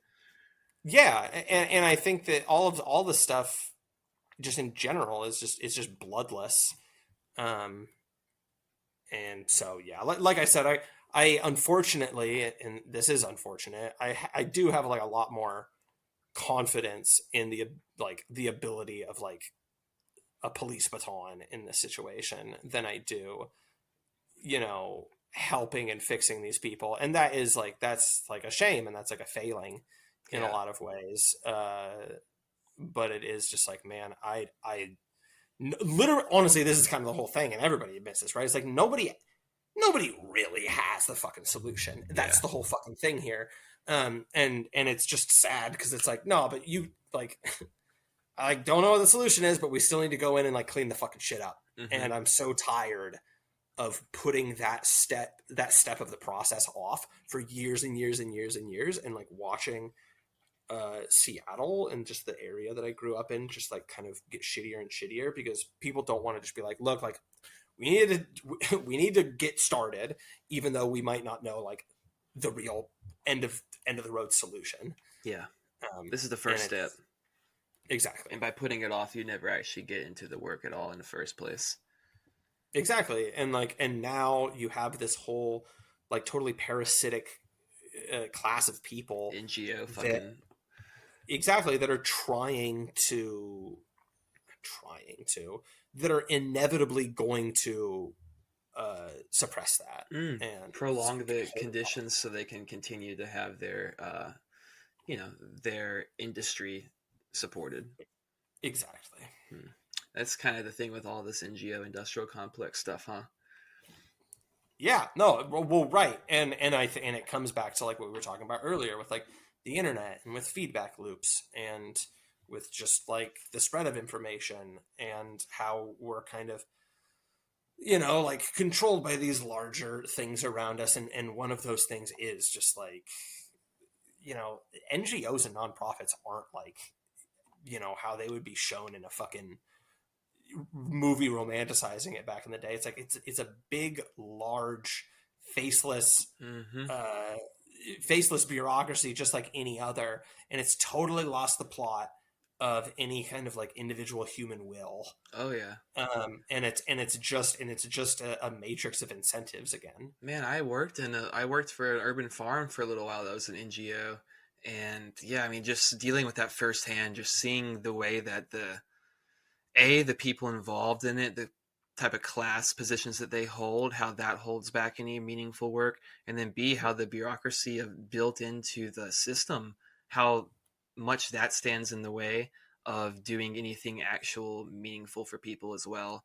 Right. And like then I'm also, I mean, it was in 2020, so it was like in the height of the progressive woke shit. So it's like we're spending hours and hours on fucking Zoom meetings about ethical or equity, about equity meetings and all this shit. 40 fucking white people in Denver, Colorado, sitting around jerking their dick off about equity.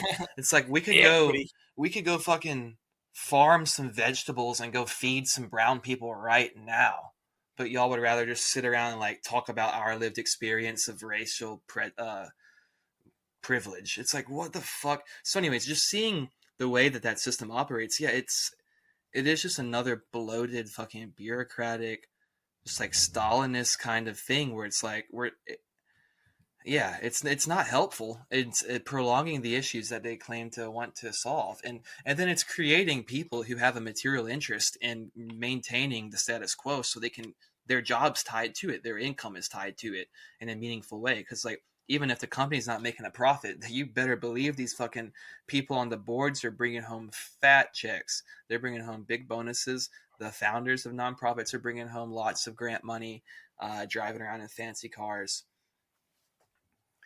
Yeah, well, and even then, it's like the worker bees are just being given a very comfortable, very idyllic, upper middle class, steady life out of a position that is just simply not creating any real value, right, and is just parasitic on actual productive people.